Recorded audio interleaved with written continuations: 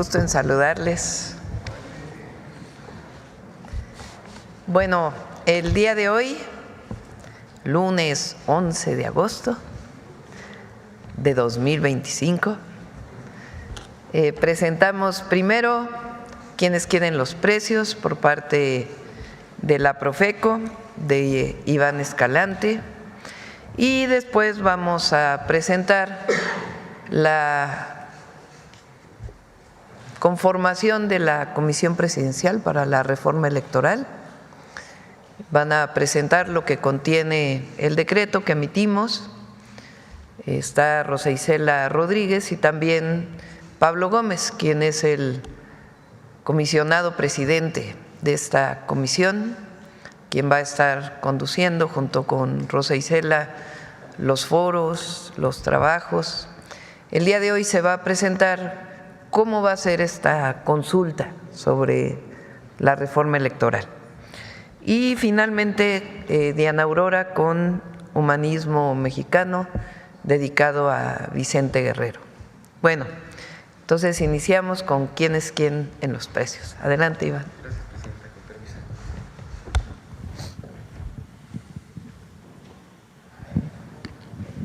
Muchas gracias, muy buenos días. Con su permiso, Presidenta, iniciamos con el quién es quién en los precios con una gran noticia.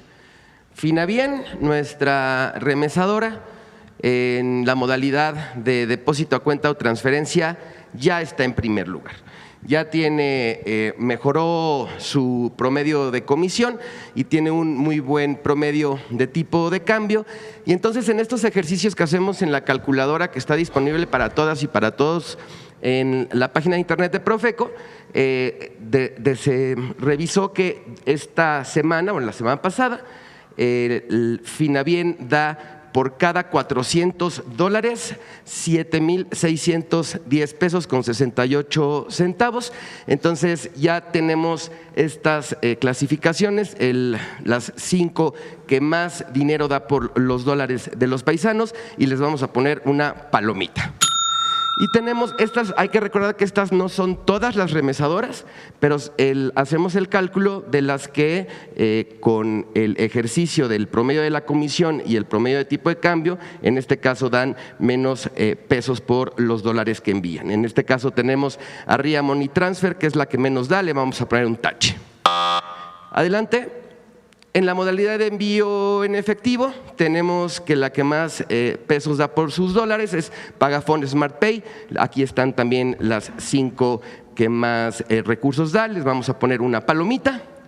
Y tenemos las que menos dan por estos dos efectos, tanto del promedio de comisión como del tipo de cambio, les vamos a poner un tache. Adelante, por favor. En el monitoreo de nuestra canasta básica, recordar son 24 productos, la más barata en nuestro monitoreo fue Chedraui Centro Veracruz en 749 pesos con 51 centavos, le vamos a poner una palomita, y la más cara es Smart López Mateos 1005 con 98, le vamos a poner un tache. En el monitoreo que hacemos de 3 ciudades, comparativo, en este caso todas las que monitoreamos dan en menos de 910 pesos en estas ciudades, por lo tanto todas van a tener palomita. En Naucalpan, Estado de México, Soriana Hiper Echegaray 830 con 40, palomita. Y la más cara, la Comer Torres de Satélite 849 con 15, también palomita. En el caso de Durango, Chedraui 773 con 40, palomita. Y Ley Juventud 1110 829 con 60, también palomita. En el caso de Tampico, Tamaulipas, Soriana Hiper Ejército 853 con 50, palomita. Y Bodega Aurrera 896 con 90, también palomita. Adelante. Bien, dándole seguimiento a los productos que integran nuestra canasta básica, tenemos el kilo de carne molida de res 80-20, es decir, 80% carne, 20% grasa, lo tenemos en promedio en 134 pesos con 43 centavos, pero miren la diferencia que podemos llegar a tener, depende del establecimiento en donde se adquiera este mismo producto. Tenemos en Bodega Aurrera en Villahermosa, Mercado Soriana en Zacatecas, Walmart Nextengo en Azcapotzalco, un promedio entre 98 y 99 pesos el kilo de la carne molida, pero miren, encontramos, por ejemplo, que en la Comer sucursal Coyoacán, aquí en la alcaldía Coyoacán, Ciudad de México, 234 pesos mismo producto, o en San Luis Potosí, H-E-B sucursal San Luis Potosí, 179, o en Casa Ley en Saltillo, 145, mismo producto. Es muy importante que revisen la herramienta de quienes tienen los precios para que puedan comparar y adquirir estos productos en donde sean mucho más baratos. Adelante. Perdón, palomita y tache por allá. Gracias. Bien, nuestro monitoreo de los combustibles, tenemos la más barata, 23.14, está Free Energy en Zumpango, Estado de México, aquí en cada una de las regiones, y el margen de ganancia en ningún caso está arriba de los 2 pesos por litro. Y recordar, el precio promedio nacional con fecha 8 de agosto está en 23 pesos con 56 centavos litro de gasolina regular. Palomita. Adelante. Y están también las que se siguen volando la verdad con los precios. Tenemos esta de Puerto Vallarta, Jalisco, 24.99 litro, con un margen de ganancia de 5 pesos con 29 centavos por cada litro. Y aquí está por región las que ubicamos más caras en nuestro monitoreo y les vamos a poner un tache. Adelante. Esta es la segunda parte del estudio de calidad que realizó el Laboratorio Nacional de Protección al Consumidor y que está publicado en nuestra revista El Consumidor de agosto. Recordar que hicimos un estudio de calidad de 105 productos que integran la lista de útiles escolares. Entonces, aquí tenemos, son artículos de muy similares características y con precios diferentes. Entonces, también está a su disposición la revista El Consumidor, tanto en su modalidad impresa como en línea, para que puedan ahí revisar todos los estudios que se hicieron, los precios promedio de cada uno de estos artículos y poder tomar una mejor decisión al momento de adquirir estos productos ahora que se viene el regreso a clases. Adelante. Bien, y estos son precios mínimos y precios máximos de cada producto. Entonces, por ejemplo, de barras adhesivas, podemos encontrar que en un establecimiento el mismo producto puede estar entre 10 y hasta 17 pesos. En pegamento líquido encontramos también mismo producto, 17.90 o hasta 39 pesos. Entonces, esta información también está disponible para todas y para todos ustedes en la página de internet de Profeco, en el quienes quieren los precios para que puedan revisar incluso hasta por ciudad donde están ubicados, en dónde está, cuánto cuesta en los establecimientos que están más cerca de ustedes. Adelante. Lo mismo para tijeras y lo mismo para reglas de plástico. Recordar que nuestro operativo especial de regreso a clase continúa, finaliza hasta el 31 de agosto. Realizamos recorridos, vigilancia, monitoreo de precios y atención a personas consumidoras. Y recordarles también que el próximo sábado 16 de agosto tenemos nuestra feria de regreso a clases en la Ciudad de México y hay 41 ferias en todo el país de manera también coordinada con muchas autoridades estatales, municipales y con cámaras de comercio. Adelante. Finalizamos con nuestros consejos Profeco de la semana. 1, Finabien ya es la opción número 1 para cobrar el dinero que te envían a través de depósito a cuenta o transferencia. Hay 1,700 sucursales en todo el país. 2, el precio promedio del litro de gasolina regular está en 23 pesos con 56 centavos. Consulta el mapa virtual y ubica las estaciones de servicio con precios justos. 3, antes de adquirir los útiles escolares, revisa el estudio de calidad de la revista del consumidor para hacer compras informadas.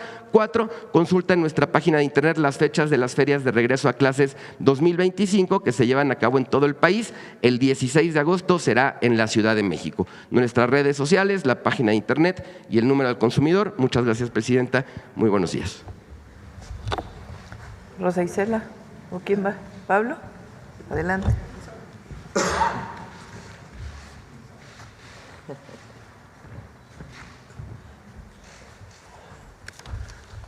Buenos días. Me toca referirme al decreto que la Presidenta de la República expidió en relación con la creación de la reforma de la Comisión Presidencial para la Reforma del Estado. Me voy a referir a algunos considerandos y conclusiones nada más de este documento, que es lo más importante. Considerando que el artículo 21 de la Ley Orgánica de la Administración Pública faculta a la persona titular del Ejecutivo para constituir comisiones presidenciales de carácter transitorio o permanente, con el objetivo de crear grupos de trabajo especial para cumplir funciones de investigación, seguimiento, fiscalización, propuesta o emisión de informes que deberán servir como base para la toma de decisiones, y que México ha entrado en un proceso de grandes cambios. El protagonista central de esta transformación es y ha sido el pueblo. Viejas formas de ejercer el poder y llevar a cabo la lucha política han dejado de tener vigencia. La ciudadanía ha llegado a tener la influencia decisiva sobre el curso del país. Los cambios han abarcado el carácter social del Estado y la ampliación de la libertad política de todos los ciudadanos y las ciudadanas. Considerando que en años recientes se ha reformado la Constitución de la República con el objeto de reconocer nuevos derechos, tanto sociales como políticos, para fortalecer la soberanía nacional y la rectoría del Estado en sectores estratégicos. En consecuencia, se han emitido numerosos decretos legislativos mientras se ha abierto un proceso de modificación de la estructura y el objeto del gasto público. Considerando que estos cambios han tocado también la forma de constituir y de organizar el Poder Judicial de la Federación y los correspondientes de las entidades federativas, abriéndose por vez primera la participación del pueblo en la integración de la judicatura. Considerando que, entre tanto, las normas que rigen las consultas populares, los sistemas de representación de la ciudadanía en los órganos colegiados, los métodos de votación y de procesamiento de los resultados, el régimen de partidos políticos y la institución y organización de las autoridades electorales permanecen igual en la Constitución y en las leyes. La conservación inercial de estos elementos no es congruente con la situación política actual del país. Considerando que hoy, como en otros momentos históricos de nuestra nación, cobra enorme importancia el respeto irrestricto del voto libre y de la voluntad popular como elementos centrales de la democracia, pues de aquellos dependen los demás derechos políticos. Sin respeto a estos principios, no tendríamos como nación, pueblo y Estado la fuerza capaz de garantizar las libertades y derechos de todos y todas, sea parte de la mayoría política o de las minorías. Considerando que el respeto al principio de que la mayoría tiene la legitimidad constitucional y política para asumir el mandato popular, que ese respeto a ese principio es la base para que las libertades sean ejercibles hasta el punto de que las minorías puedan convertirse en mayoría a través de apelar a la única y legítima fuente de poder, la libre decisión ciudadana. Considerando que no se trata solo de la estabilidad política, antes la hubo, pero no había voto libre y abundaba la represión y la corrupción. Se trata de forjar un sistema en el que todos y todas ejerzamos nuestros derechos en libertad y en democracia y se reconozca como el poder del pueblo,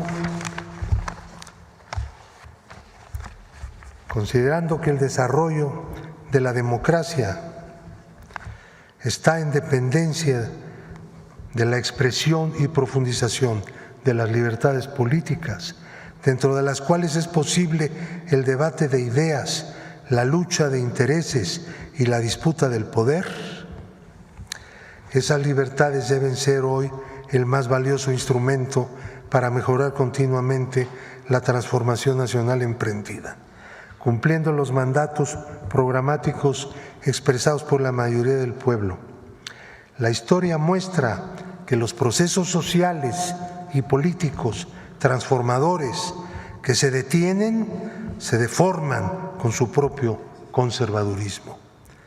Considerando que para convocar al país entero a pronunciarse sobre tan sobresalientes temas, ha de constituirse una comisión presidencial para la reforma electoral que tendrá que emplazar al país a intervenir con críticas, opiniones y análisis mediante los métodos del debate público. La discusión de los sistemas políticos no es asunto exclusivo de quienes se dedican al oficio de la política, sino que atañe a la ciudadanía por entero. Esto es parte integrante de los cambios que hoy vivimos en México. Para que la consecución de los propósitos enunciados,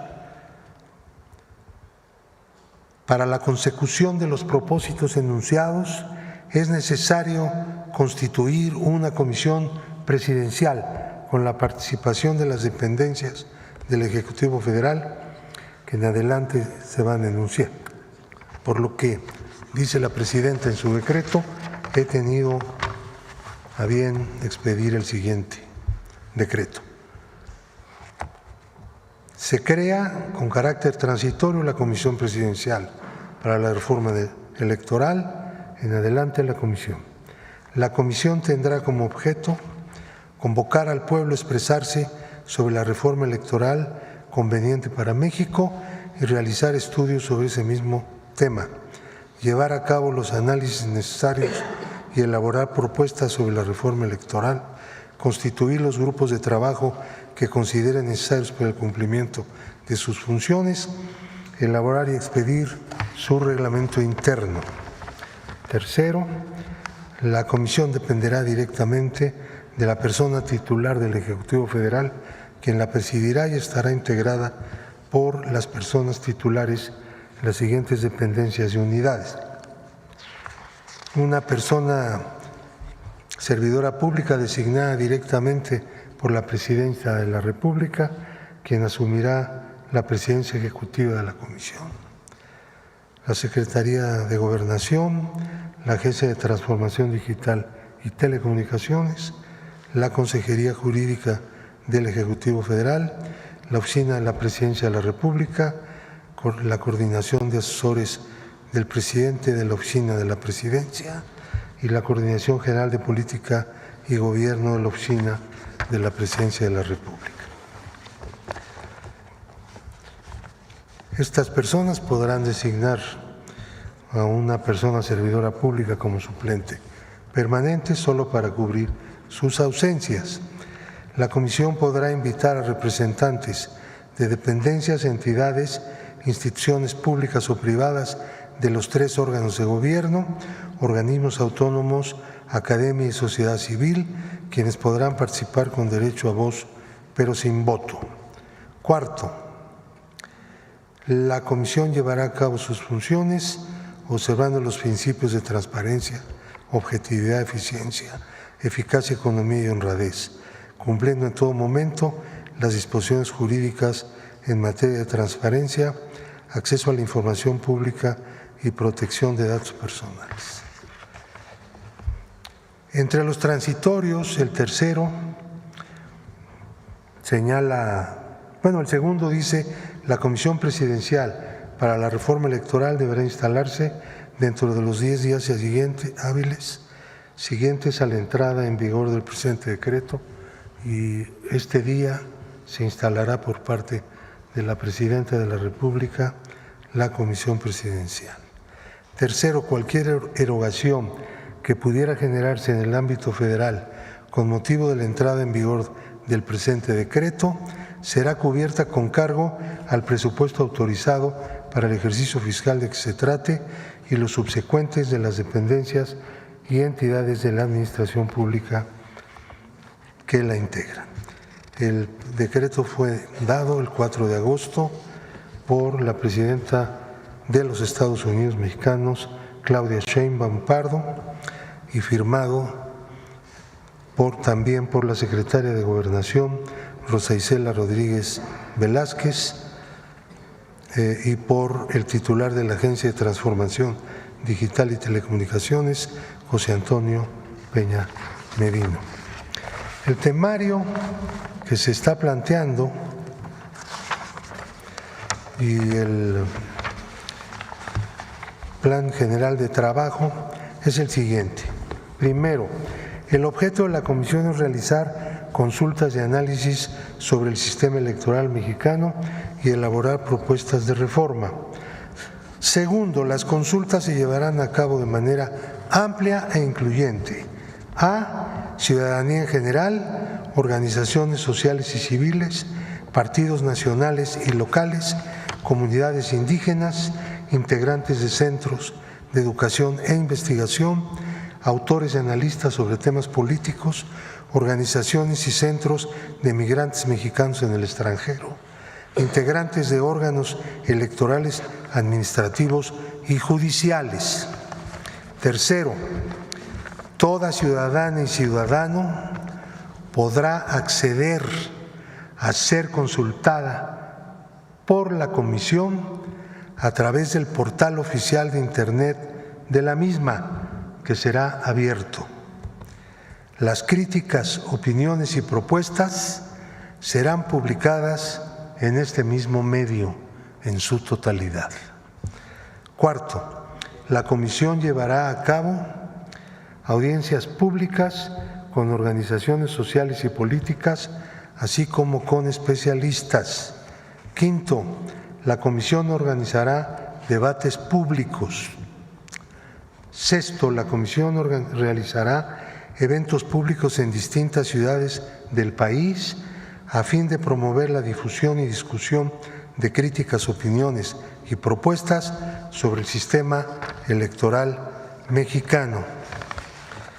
Séptimo, el temario general comprende, sin exclusión de otros conceptos relacionados, los siguientes: libertades políticas, representación del pueblo, sistema de partidos, financiamientos y prerrogativas de partidos, fiscalización de ingresos y gastos de partidos candidatos y campañas electorales y preelectorales, efectividad del sufragio, regulación de la competencia política electoral, libertad de difusión de opiniones e informaciones e ideas, propaganda de poderes y organismos públicos, sistema de votación y de cómputos dentro del territorio nacional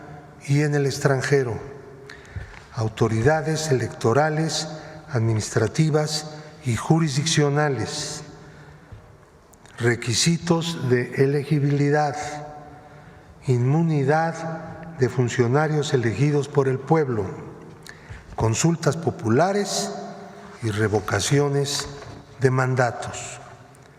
Octava, la comisión llevará a cabo encuestas de opinión y las dará a conocer en el mes de octubre del año presente de 2025. Noveno, la comisión presentará conclusiones a la Presidenta de la República en el mes de enero del año de 2025, del año de 2026, porque el 25 ya concluyó, el enero, Se van a llevar en la Ciudad de México los foros y debates en la sede de la Secretaría de Gobernación, y el programa de estas actividades será obviamente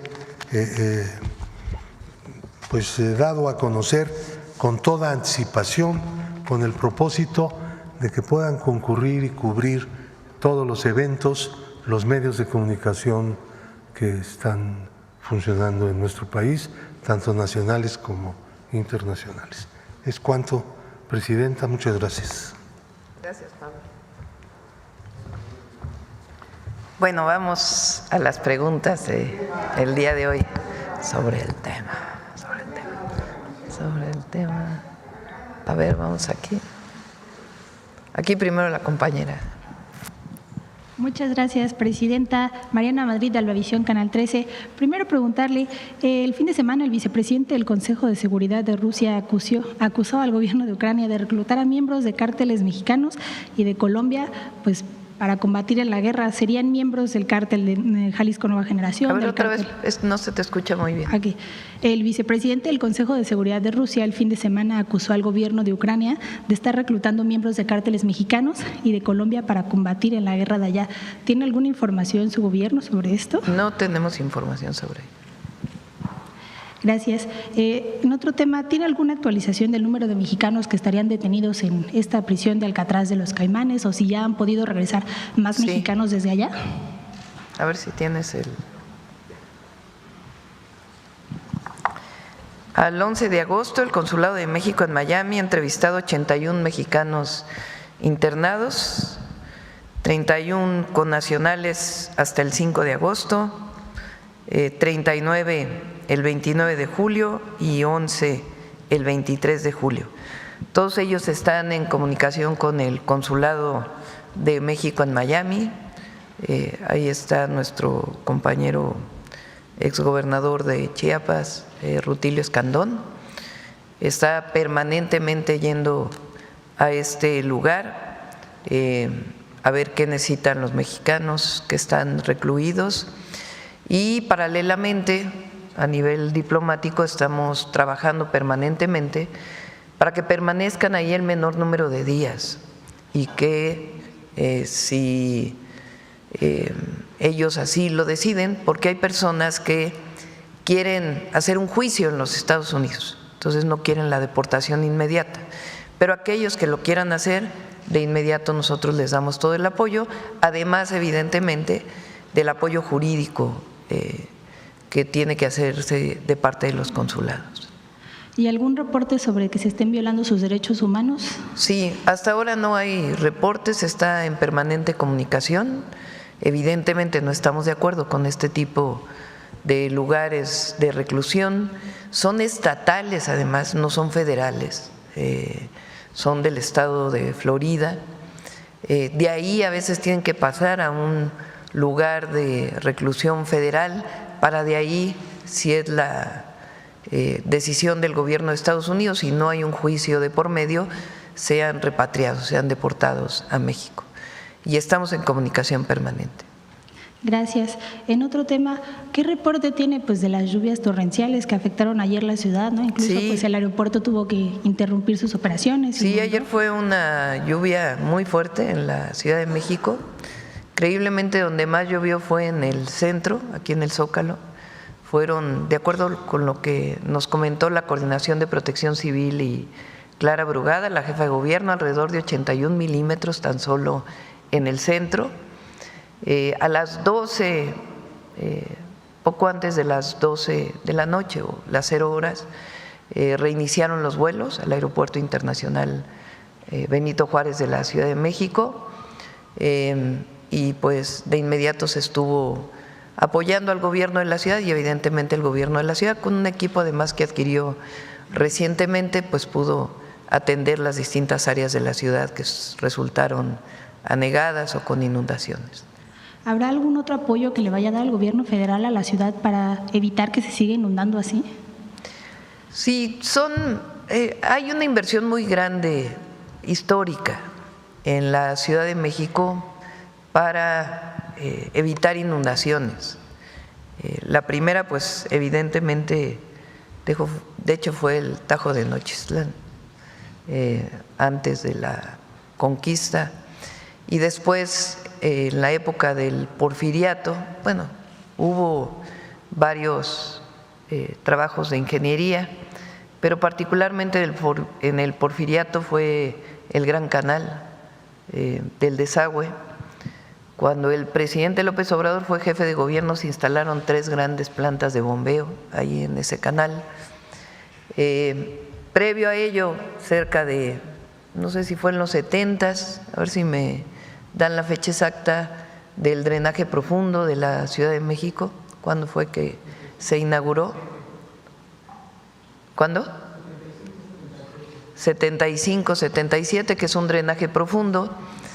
Ustedes saben que la ciudad se está hundiendo, entonces el drenaje va a una profundidad suficiente para que no sea afectado por los hundimientos diferenciales de la ciudad.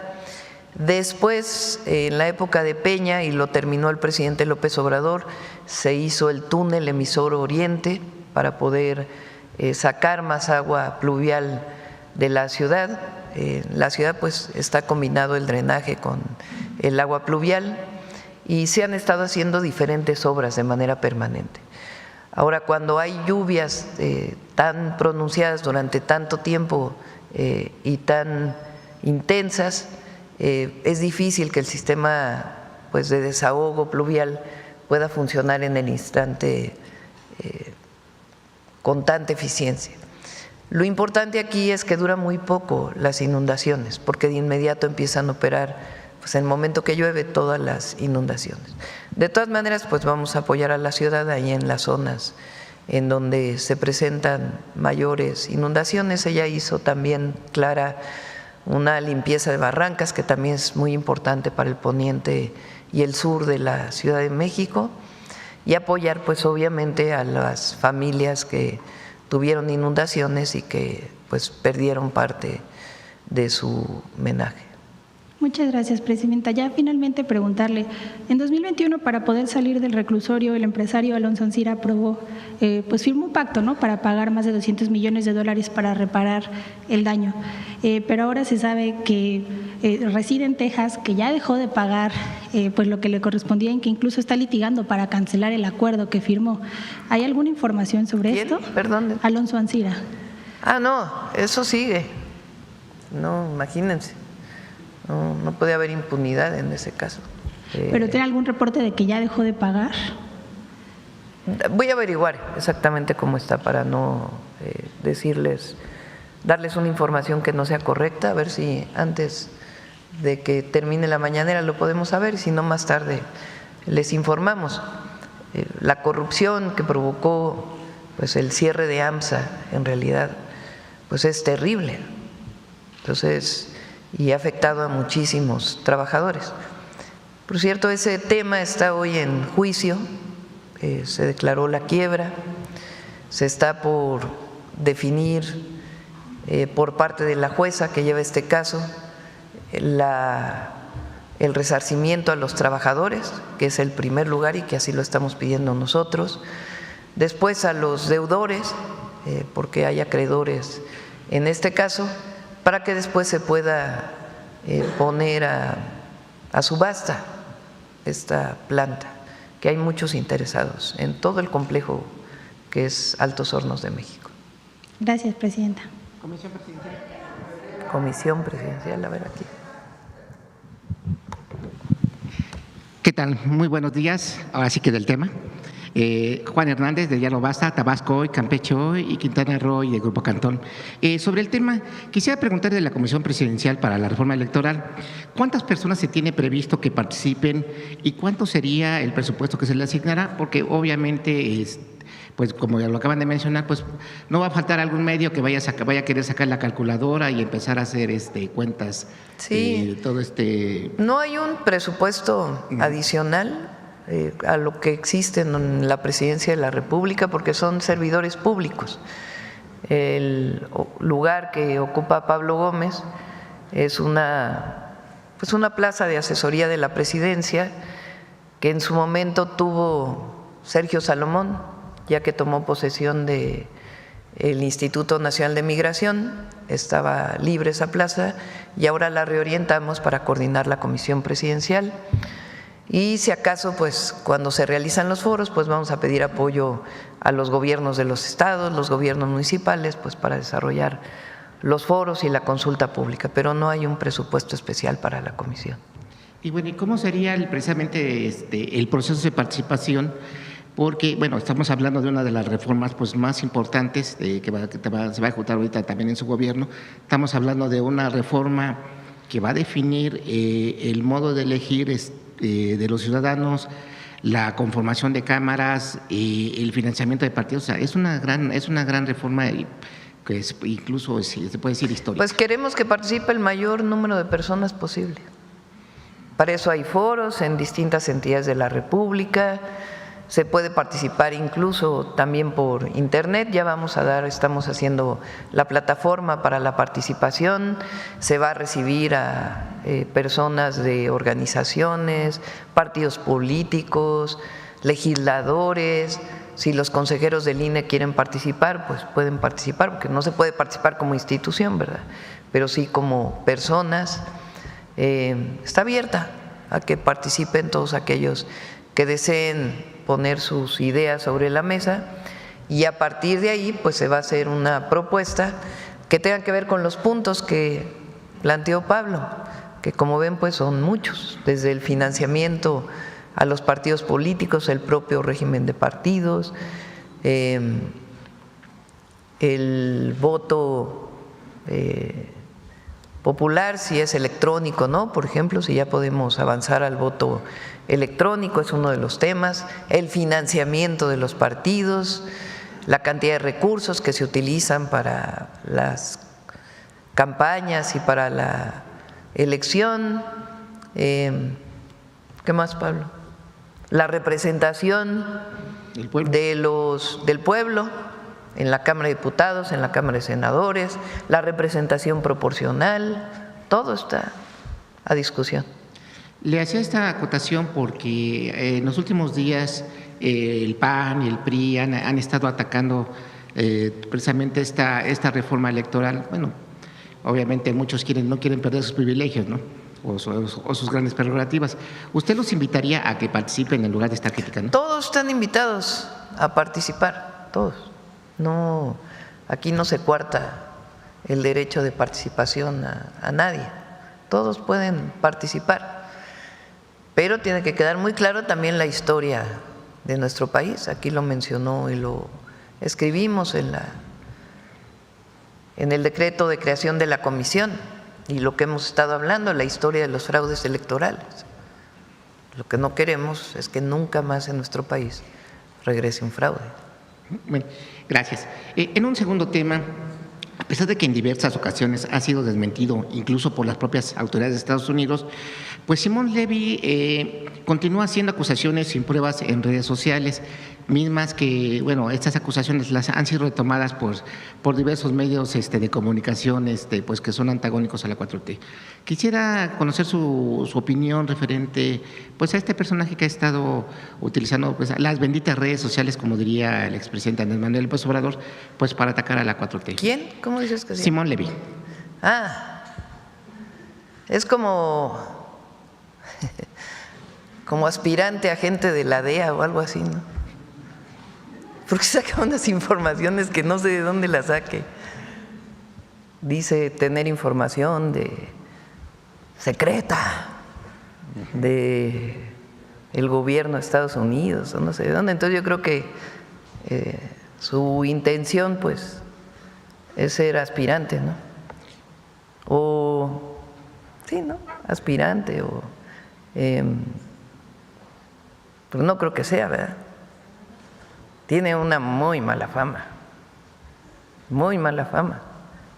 desde que trabajó en el gobierno de la Ciudad de México. Entonces, hay que hacerle caso, la verdad. No. Perfecto, muy bien. Y bueno, finalmente dos últimos temas, perdón, pero hace mucho que no preguntaba. Perdón. Bueno, quisiera saber si tiene algún mensaje para los atletas mexicanos que participaron en los Juegos Panamericanos. Sí, tenemos un video. De una vez. Muchas felicidades a todos los que están participando en el ¿cómo es? Panamericano Junior o cómo se llama, algo así, ¿verdad? Son jóvenes, hombres y mujeres brillantes. Isaac del Toro la volvió a hacer también, nuestro gran ciclista. Y también en tiro con arco, ¿no? Sí, no, ha sido muy buenas semanas para el deporte en México y muchas felicidades por poner en alto el nombre.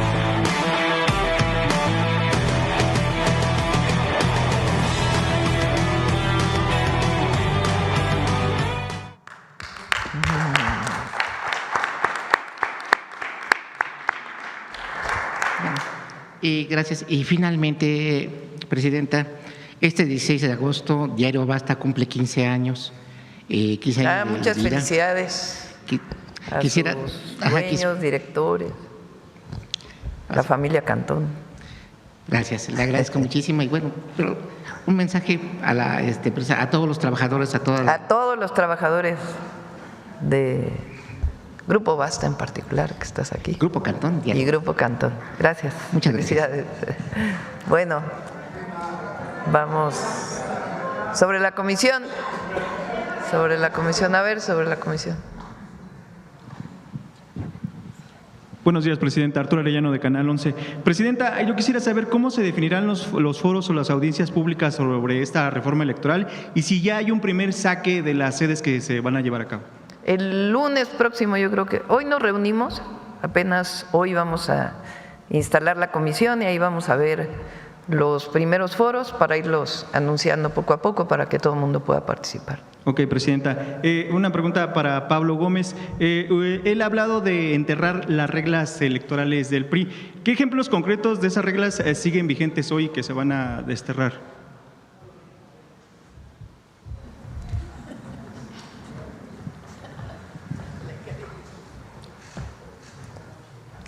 Bueno, quiero advertir que yo no he hablado de desterrar nada. Los sistemas políticos envejecen. No hay sistemas políticos para siempre. La participación electoral, la disputa por el poder, los intereses en juego cambian, pero también cambia lo que ha cambiado más aquí, que es la participación del pueblo en las decisiones. Teníamos un país hace años, cuando se hizo aquella reforma del año de 2017, 2018, se puso en práctica en 2019, un país que no se parece, lo que tenemos hoy no se parece al de entonces. Entonces había un partido oficial, de las 300 curules de mayoría relativa, ganaba 298 por mayoría, podía repartir votos, le sobraban votos, vamos a decir, ¿no? Había mucha estabilidad aparente, porque ya habíamos visto en la práctica que esa estabilidad pues era muy superficial cuando vinieron los grandes movimientos, el de 68 entre otros. La gente quería libertades. Esa reforma en parte fue una respuesta a esas luchas. El sistema mixto no fue una reivindicación de nadie. El gobierno lo copió de Alemania. Había 100 plurinominales para la oposición, 300 uninominales para el gobierno. Ese era lo que planteaba como fórmula. Pero no es lo mismo representación proporcional que representación de minorías. Son sistemas distintos. No estoy diciendo que no sean buenos los sistemas de representación de minorías. En un momento dado también son sistemas que rompen con situaciones indeseables. Pero vamos discutiendo el tema general que se llama, como lo ha dicho aquí la presidenta, la representación del pueblo. Es lo que hoy tenemos que discutir, para no caer en ficciones, para que no se representen minorías cuando se habla de la representación popular.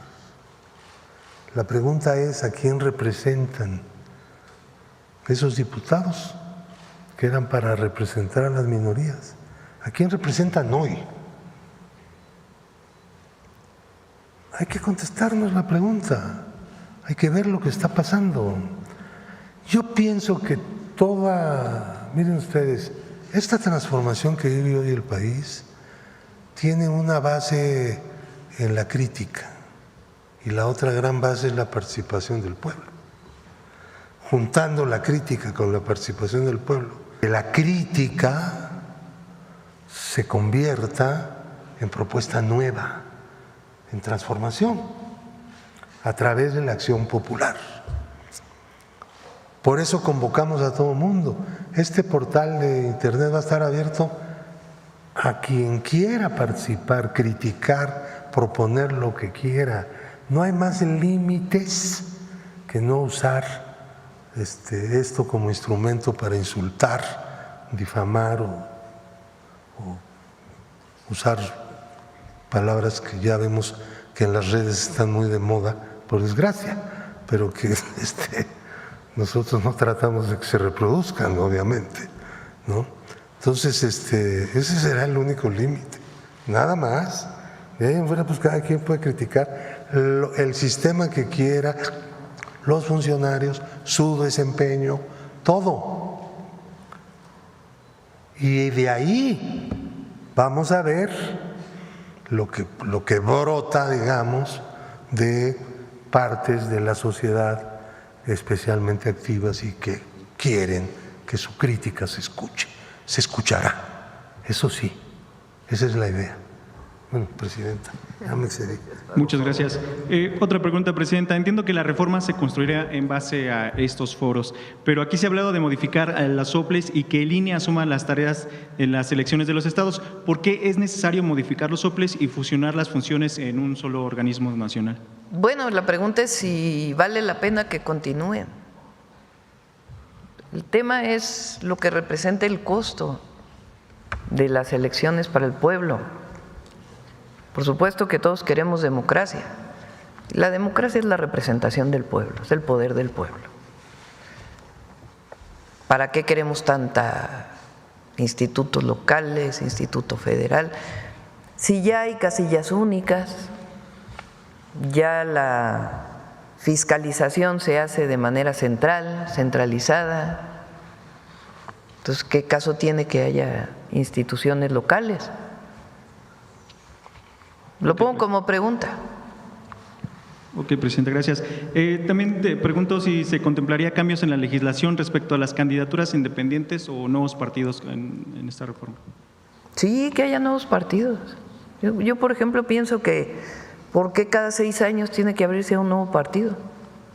Puede abrirse antes.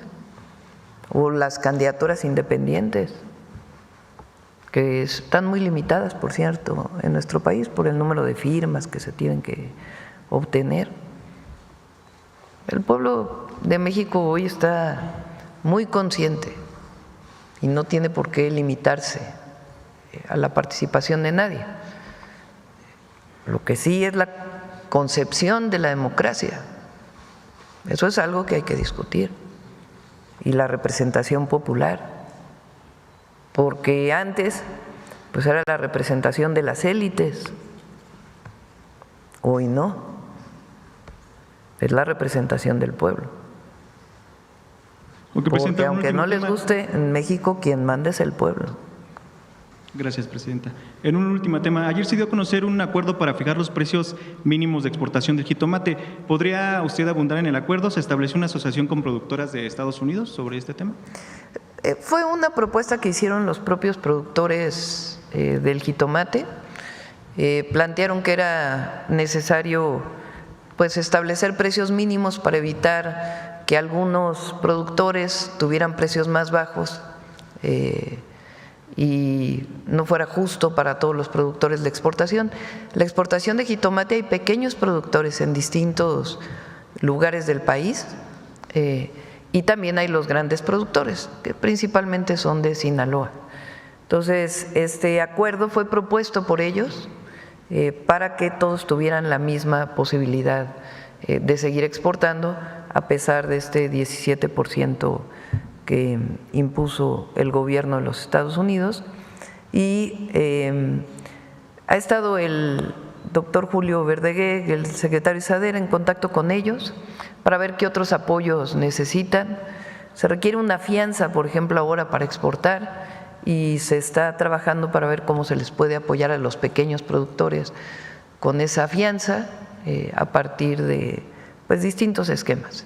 Se les planteó incluso la posibilidad de generar mayores esquemas de procesamiento del jitomate en nuestro país, y también se está trabajando con ello, incluso la posibilidad de poner otras plantas en México para procesar en México el jitomate para el mercado interno, para su exportación, pero de manera distinta, ya no fresco el jitomate.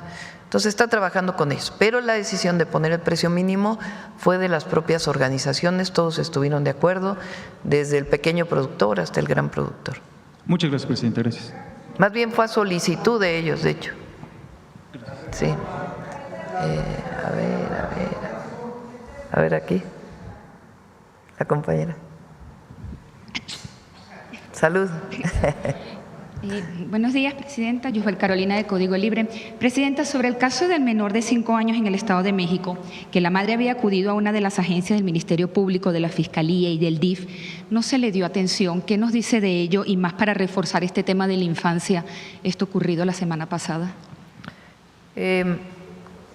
Se está obviamente investigando por la propia Fiscalía del Estado de México qué fue lo que ocurrió y que no se dio atención pronta y expedita a la solicitud de la madre. Es un caso muy trágico, muy doloroso. Entonces tiene que haber cambios en la Fiscalía para que esto no vuelva a ocurrir.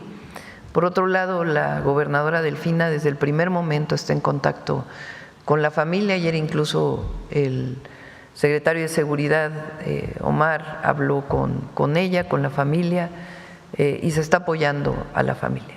Pero pues lo importante es que no haya repetición de este caso, de una madre que pide apoyo a la autoridad y que por una u otra razón no se le da. Entonces, está trabajando en ello la Fiscalía del Estado de México y la gobernadora está muy atenta y de nuestra parte todo el apoyo que requiera. Gracias. Presidenta, una pregunta para el titular Pablo Gómez. Señor, ¿qué le responde a Estados Unidos, que en su momento lo acusaron en su anterior cargo como titular de la UIF en la detención del lavado de dinero? ¿Qué le puede responder a ellos? ¿Cuándo lo acusaron? Cuando salió de él, cuando estaban haciendo el cambio, decían que por el lavado de dinero y que parte de este tratado que se hizo México con Pues Estados Unidos. Nunca hubo una queja formal contra Pablo, nunca. Hizo un gran trabajo al frente de la UIF. Nunca hubo ninguna queja del gobierno de los Estados Unidos mientras, desde antes y ahora, la UIF tiene más facultades en nuestro país que incluso las propias agencias de investigación de este tipo en los Estados Unidos. Y ahora pues yo le pedí que nos ayudara con este tema porque si algo conoce Pablo, entre otras muchas de sus virtudes, pues es las reformas electorales que ha habido en nuestro país. Presidenta, ¿se va a reunir hoy con los coordinadores parlamentarios de Morena, Adán Augusto y Ricardo Monreal? Sí, hasta el próximo lunes nos vamos a ver ya para platicar de la agenda de cambios legislativos, algunos también constitucionales, que vamos a presentar para septiembre. Próximo lunes. Próximo lunes. Por último, ¿tendrá ya detalles de su reunión? Por cierto, aprovecho, porque ya ven cómo son fantasiosos los comentócratas, ¿no? Les gusta mostrar que tienen información de buena fuente para decir lo que pasa dentro de nuestro movimiento. Nuestro movimiento está muy cohesionado, estamos muy unidos. ¿Hay diferencias? Sí, qué bueno. Imagínense que acabáramos como aquellos partidos del pensamiento único. Pues no, eso. No somos ni pretendemos serlo. Hay discusión, hay dentro del movimiento que representamos. Y Morena como tal pues tiene sus propias instancias. Pero nuestros adversarios se van a quedar con las ganas porque aquí no va a haber división, hay mucha unidad. Y por último, presidente, ¿tiene detalles ya de la reunión que pudiera tener con el presidente de Guatemala y con el primer ministro de Belice? Detalles, sí, vamos fecha. El viernes, es el viernes, ¿verdad? El viernes vamos a tener la mañanera en Chetumal, porque nos vamos desde el jueves en la noche. Nos invitó el presidente Arévalo, hablé con él el viernes nos invitó a que fuéramos a Guatemala y sí íbamos a estar unas horas en Guatemala. Allá él nos invitó a que tuviéramos la reunión bilateral. Queremos, respetamos y admiramos al presidente Arévalo de Guatemala, así que vamos a ir a Guatemala unas horas, después regresamos a Calakmul, ahí vamos a recibir al primer ministro de Belice, y hay temas muy interesantes que no quiero adelantar para que puedan ser la nota de ese día, la sorpresa de ese día. Hay muchos acuerdos que hemos tomado con los países de nuestra frontera sur, con quienes tenemos una excelente relación y ya los vamos a anunciar ese viernes. Entonces vamos a Guatemala, voy a pedir el permiso a la permanente en estos días, ahí me va a ayudar la secretaria de Gobernación y de Relaciones Exteriores. Vamos un momento a Guatemala, regresamos y en Calakmul tenemos la reunión trilateral, damos conferencia de prensa y de ahí nos quedamos con el primer ministro de Belice para la reunión bilateral con Belice. Muchas gracias. Sobre el tema. A ver aquí, la compañera.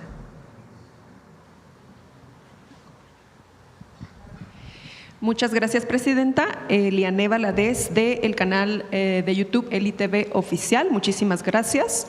Quisiera primero preguntarle acerca de que el exconsejero del IFE, Rodrigo Morales, dice que se ven tintes de autoritarismo en la reforma electoral.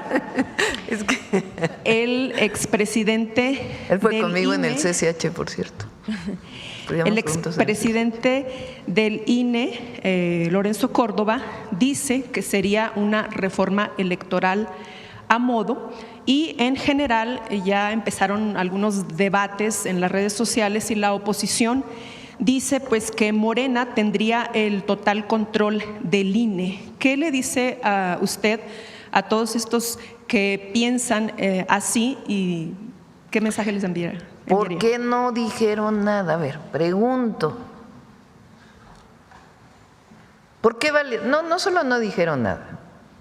¿Por qué validaron el fraude electoral del 2006? ¿Por qué validaron la compra de votos del 2012? ¿Por qué no dijeron nada entonces? ¿Por qué no se manifestaron para que se abrieran todas las casillas en el 2006? ¿Por qué se negaron a abrir las casillas? ¿Por qué ahora en la elección del 2021 retiraron de la boleta a Félix Salgado y a Raúl Morón por un supuesto fallo en el registro de sus gastos en la campaña, en la precampaña? ¿Por qué hicieron una sanción distinta a la que se había hecho históricamente? ¿Por qué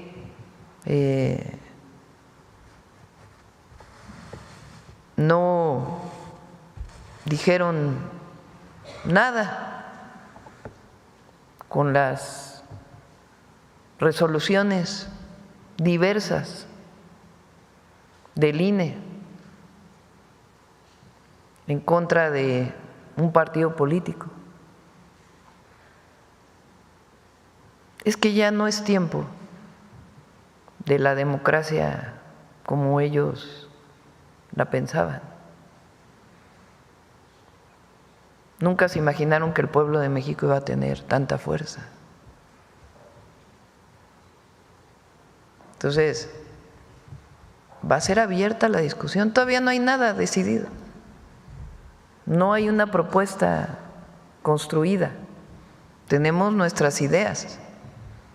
Y vamos a tomar en cuenta, sí, a los expertos, pero también a la gente. al pueblo. ¿Qué opinan? Recuerden que ya hubo 2 reformas, ya nos adelantamos a una parte de la reforma electoral. A partir del 2030 ya no hay reelección. Y a partir del 2030 no se puede quedar en ningún puesto de elección popular un familiar hasta el 4º nivel. No hay nepotismo. Esa ya se aprobó, esa ya está, esa ya es parte de la Constitución.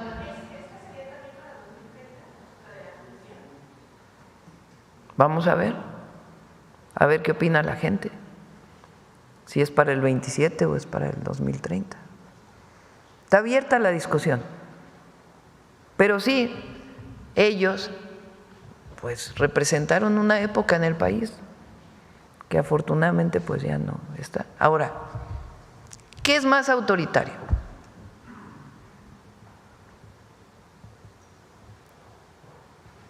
¿El haya sido como haya sido de Calderón? Porque así fue, ¿no? Un presidente espurio que llegó en el 2006 con un fraude electoral, consejeros del entonces Instituto Federal Electoral que se negaron a abrir todas las casillas, a pesar de que al haber abierto el 8% se redujo la diferencia, porque no se habían contado bien los votos. ¿Qué es más autoritario? ¿El haya sido como haya sido o una discusión abierta para hacer una reforma electoral? El haya sido como el haya sido. Presidenta, muchas gracias. Y ahorita que usted mencionó el pueblo, los migrantes en Estados Unidos están muy interesados en esta reforma electoral. Ya mencionó el señor Pablo Gómez que habrá discusión en foros para que ellos puedan participar, pero ¿qué tanta posibilidad hay en que ellos puedan ser integrados al sistema y que puedan votar? No sé si usted se haya dado cuenta, pero cuando fue la elección para votar en la pasada, en junio 1 del 2024, hubo colas en los consulados para votar y muchísimos paisanos se quedaron sin poder votar. Muchos de ellos pues le echan la culpa a la organización del INE, que no fue apta. Llevaron computadoras que no funcionaron y bueno, fue todo un desastre. Entonces no se pudo lograr el voto en la mayoría. ¿Qué posibilidad hay que se incluyan completamente los migrantes para que en años futuros pues puedan participar? Toda la representación de los mexicanos en el exterior y también facilitar el voto de los mexicanos en el exterior. Ahora es muy complejo. Hay que registrarse 2 veces, obviamente tener a veces no les envían la tarjeta o la credencial de elector, perdón, sí. Tarda mucho por parte del INE. Una vez que ya se tiene, no se vota directo, sino que hay que decir que se va a votar previamente. Entonces hay que facilitar el voto de los mexicanos en el exterior y también su representación.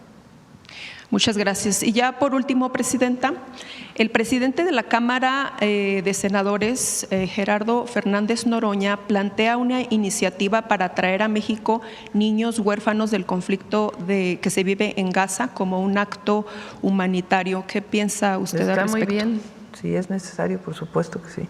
México siempre va a estar abierto.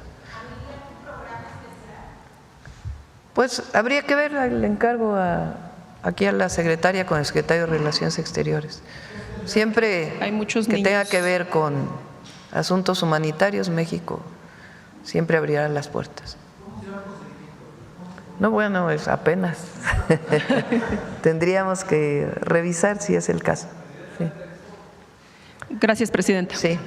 A ver aquí el compañero atrás en la segunda fila. Buenos días. Buenos días, Presidenta. Saúl Santana Hernández, de Plaza Juárez, con sede en Hidalgo y enlace en Mexamérica, un medio migrante. Las inundaciones de agosto pues nos recordaron varias cosas. Una, que el drenaje profundo ya no sirve. o está dejando de funcionar. Sirve, claro que sirve. Perdón, 30% de capacidad perdida y un déficit de 120 metros cúbicos por segundo. ¿Pero de quién dice eso? Eso lo saqué yo con agua, de Marnat. ¿El drenaje profundo? Sí. Bueno, habría que ver la fuente, porque cuando fui jefa de gobierno incluso hicimos muchísimas reparaciones de zonas que tenían problemas por el azufre que tiene. Pero ayer nos ganó, ayer nos siguen ganando en varias zonas, oriente, centro. Bueno, está desde luego también la cuestión de la basura, que tapa drenaje, la basura, por llamarla de algún modo, ciudadana. La gente que nos lee en Hidalgo tiene un temor que es la cuestión del emisor oriente, porque en donde están las bombas tienen que tomar una decisión cuando hay agua de más, por llamarla de algún modo. O inundan Valle de Mezquital, inundan el Valle de Tula, o se inunda la Ciudad de México. No, no es cierto. Lo tengo, bueno, sí, pero ¿qué le digo?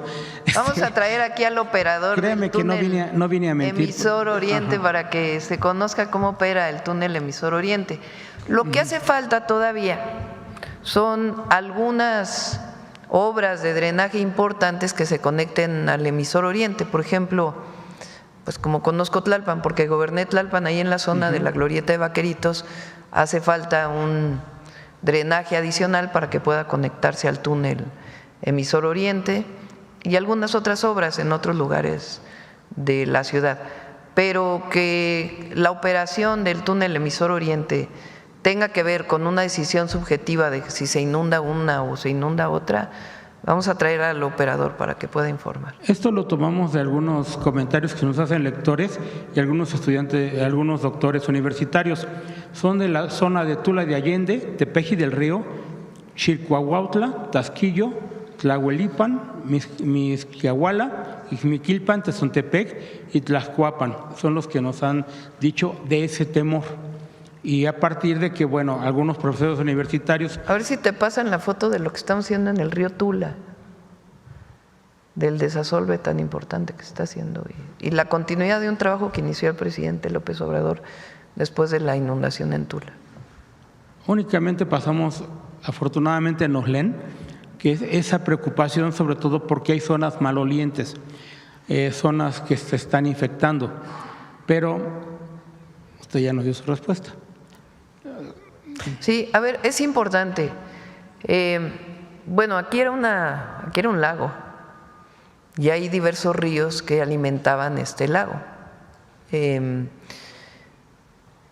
Hay algunos ríos, hoy gracias a que existe el Parque Ecológico del Lago de Texcoco, se puede inundar el lago de Texcoco y permite pues que sea también un vaso regulador de toda la zona metropolitana del Valle de México. Si se hubiera construido ahí el aeropuerto, pues entonces sí hubiéramos estado en problemas.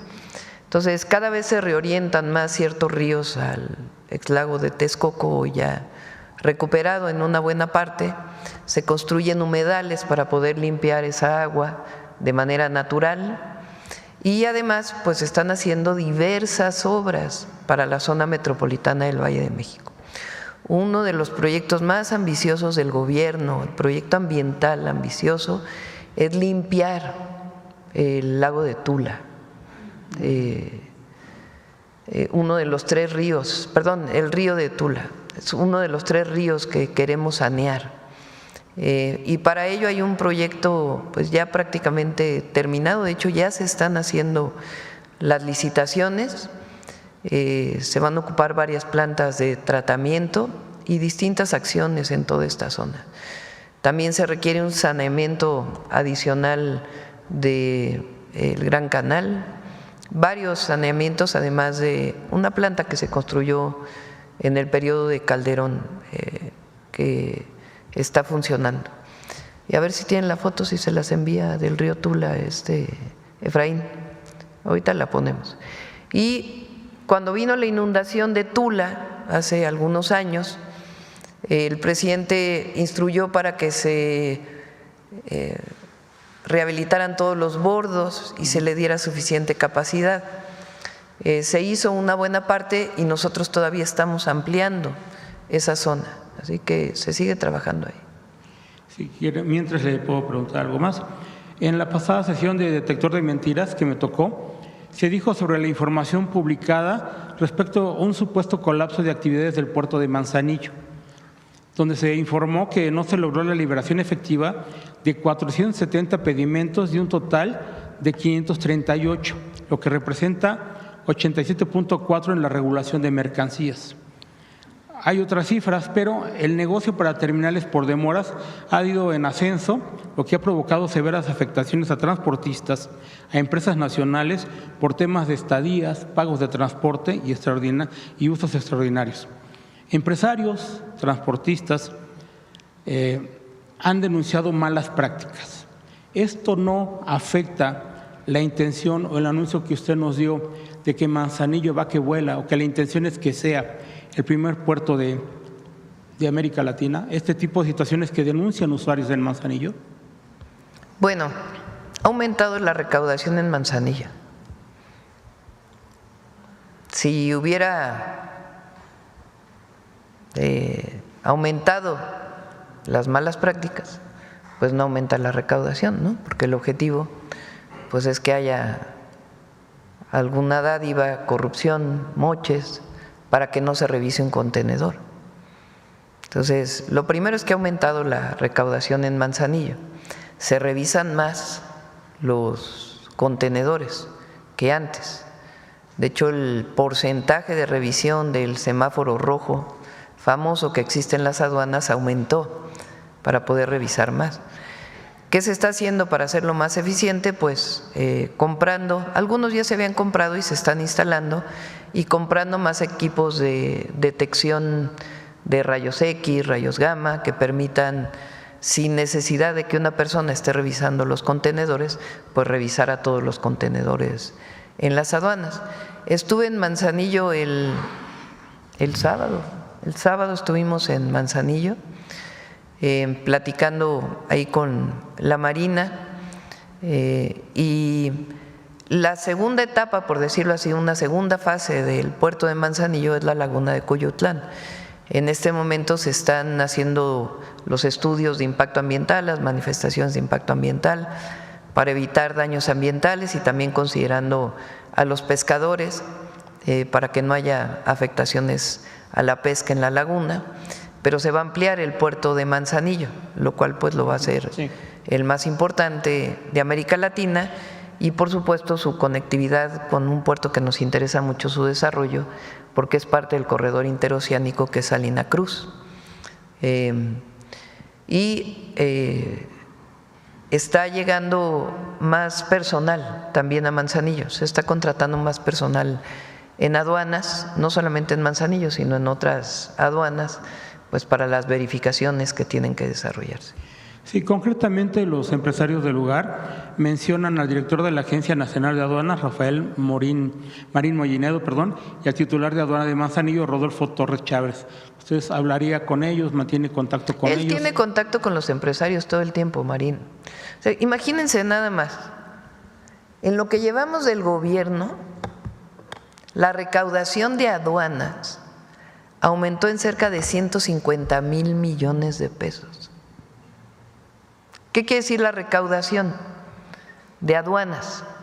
Bueno, cuando se importan productos, los productos pagan un impuesto. En algunos casos no pagan impuestos y en otros casos pagan un impuesto y en otro caso pagan otro impuesto. Distintos productos de importación pagan impuestos dependiendo de dónde vengan. Había muchas trampas. El presidente López Obrador aumentó la recaudación en 250,000 millones, es decir, ya había habido una limpia ahí. Rosicela su primer trabajo aquí en el gobierno federal fue en puertos, y a lo que se dedicó pues fue a quitar todas esas APIs que había y entregarle los puertos a la Secretaría de Marina, ¿es así? Eso ayudó muchísimo para una primera disminución de la corrupción que había ahí. Cuando llegamos nosotros, pues todavía Había y sigue habiendo todavía. Lo que queremos pues es erradicarla por completo. ¿Cuál es la mejor manera que podemos ver que disminuye la corrupción? Cuando se recauda más, cuando entra al erario público más recursos. ¿Por qué? Porque la corrupción se da para que no se revisen los contenedores. ¿Por qué? Porque si en un contenedor viene textiles que deben pagar un 10% del impuesto de lo que viene ahí, y quien está importando dice no son textiles de este tipo, son de este otro tipo que pagan menos impuestos, y no se revisa el contenedor, pues a la no revisión del contenedor se da un pago ilegal a la persona que está ahí encargada y no se revisa el contenedor y no se pagan los impuestos. Entonces, si aumenta la recaudación, pues quiere decir que está disminuyendo la corrupción. Todavía nos falta. Hay algunos pues que no les gusta que se revisen los contenedores porque evadían sobre todo IVA. Entonces sí ha habido muchos que estaban acostumbrados a que no se revisara, que estaban acostumbrados a no pagar al erario, recurso que después se regresa al pueblo de México, pues también tienen sus quejas. Estuve ahí en Manzanillo, decía, como a las 2 de la tarde estábamos saliendo del puerto y justo le comenté a la gobernadora porque había filas de tractocamiones. Le pregunté, ¿esto es normal? Le hablamos a Rafael Marín, el director de aduanas, y nos dijo, es la hora pico, digamos, entre las 2 y las 4 de la tarde cuando se hacen estas filas y después ya se libera. Pero nuestro objetivo pues es hacer cada vez más eficientes las aduanas y erradicar toda la corrupción. Finalmente, Presidenta, bueno, pedirle a la Secretaría de Gobernación. De hecho, por ejemplo, hoy tengo reunión con todos los directores de las aduanas. Hicimos una plataforma que antes no existía. Entonces, yo puedo ver todos los días, aduana Manzanillo, cuánto entró ayer, cuántos pedimentos, el valor promedio de los pedimentos y si se recaudó más o menos. Si, por ejemplo, hay más pedimentos, o sea, más entrada de mercancía importada, tiene más valor cada pedimento y se recauda menos, pues algo está pasando. Entonces, hoy tengo reunión al rato con todos los directores de aduanas de la mar y con todos los directores de aduanas de tierra y con los recintos fiscales. Entonces ellos informan uno por uno de acuerdo a su rendimiento.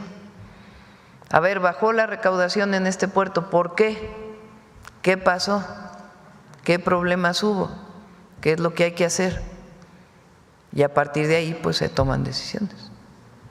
Sí, le decía, como ya por último, preguntarle a la Secretaría de Gobernación, que además fue reportera, acerca del acceso a las pláticas, a las conversaciones que se tengan que ver con la reforma electoral, porque no es lo mismo cubrir directamente que estarlo bajando de internet. Vamos, que se nos permita chacalear incluso la parte de los trabajos más directos, en coordinación, claro, también con el maestro Pablo Gómez, ¿no? Más bien es petición de acceso.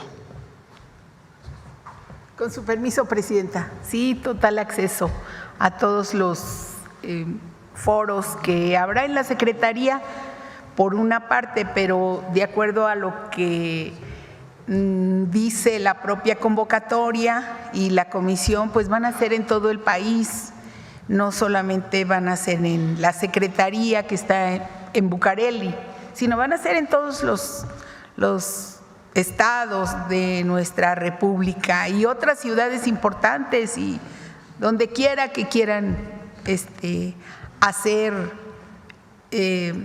abordar el tema de la reforma electoral, pues bienvenidos. Y también muy importante lo que aquí dijo el presidente de la comisión, el portal donde se va a subir toda la información, las ponencias, las propias presentaciones y los foros, todo se va a subir. Ahí van a estar.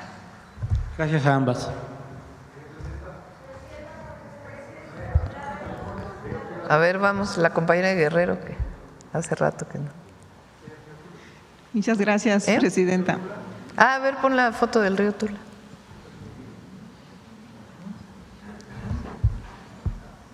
El videíto.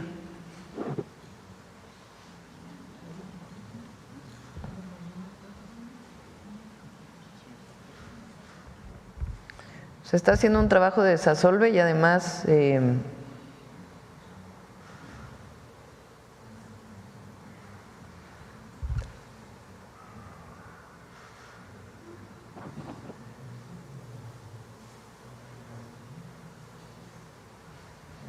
pues todos los bordos. Igual la presa Endó, que es una presa donde sale el drenaje de la ciudad, también estamos haciendo una limpieza muy importante. Sí. Bueno, hay una parte que se pone el bordo para que pueda estar la mano de chango, se llama esa máquina, sacando el asolve.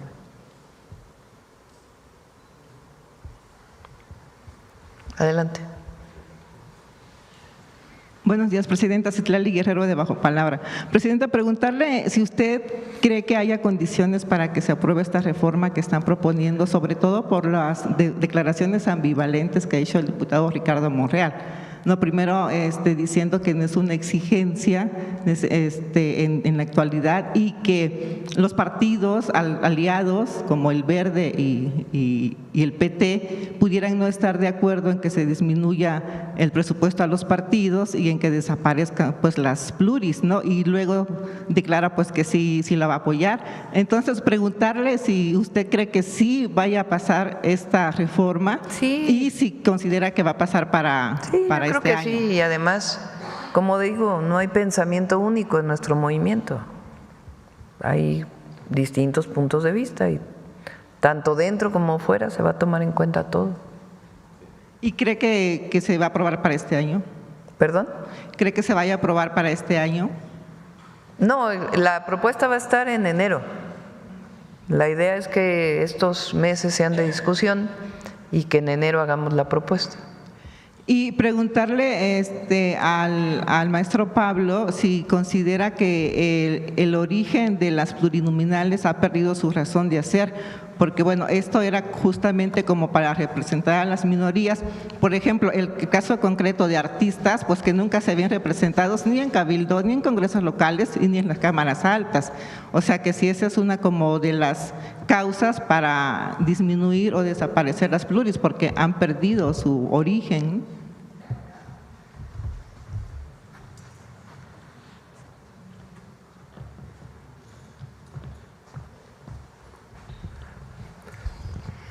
El tema de la representación del pueblo en los órganos legislativos y en los ayuntamientos que tienen esta situación doble de generar normas y al mismo tiempo hacer gobierno y gobernar, administrar la cosa pública, es uno de los más apasionantes temas que hay. Lo que hemos dicho pues es simplemente registrar lo que ocurrió cuando se puso el sistema mixto. Copiaron el sistema alemán, pero muy mal copiado. En realidad no se tomó el sistema alemán. El sistema alemán son 2 elecciones, 2 boletas. Un diputado o diputada por cada distrito, y después hay zonas o regiones donde se nombran por lista. Pero la mitad y la mitad. Nosotros no hemos tenido sistema de representación proporcional. Nosotros tenemos un sistema de mayoría que tiene un ajuste, en donde la mayoría también se reparte los diputados que supuestamente fueron creados como fórmula para representar a las minorías. El sistema cambió.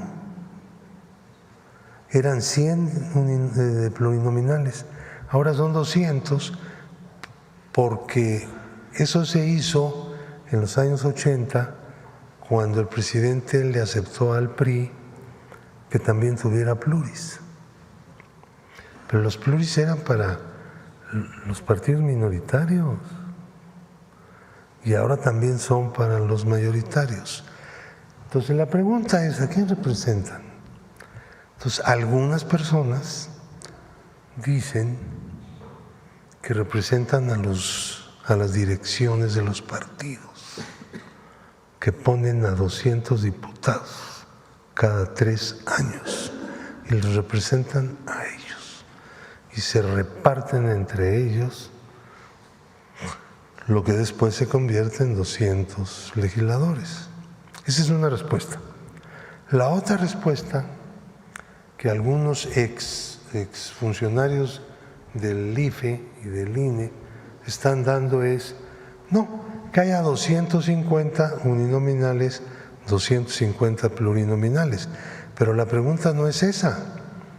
La pregunta es, ¿a quiénes van a seguir representando los que son nombrados por las directivas de los partidos? Pues a las directivas de los partidos. Entonces, ¿cómo superar esta situación? La discusión con ellos no es sobre proporcionalidades, sobre representación popular, sino sobre representación de los políticos. Entonces, nosotros queremos un sistema de representación del pueblo, sencillamente.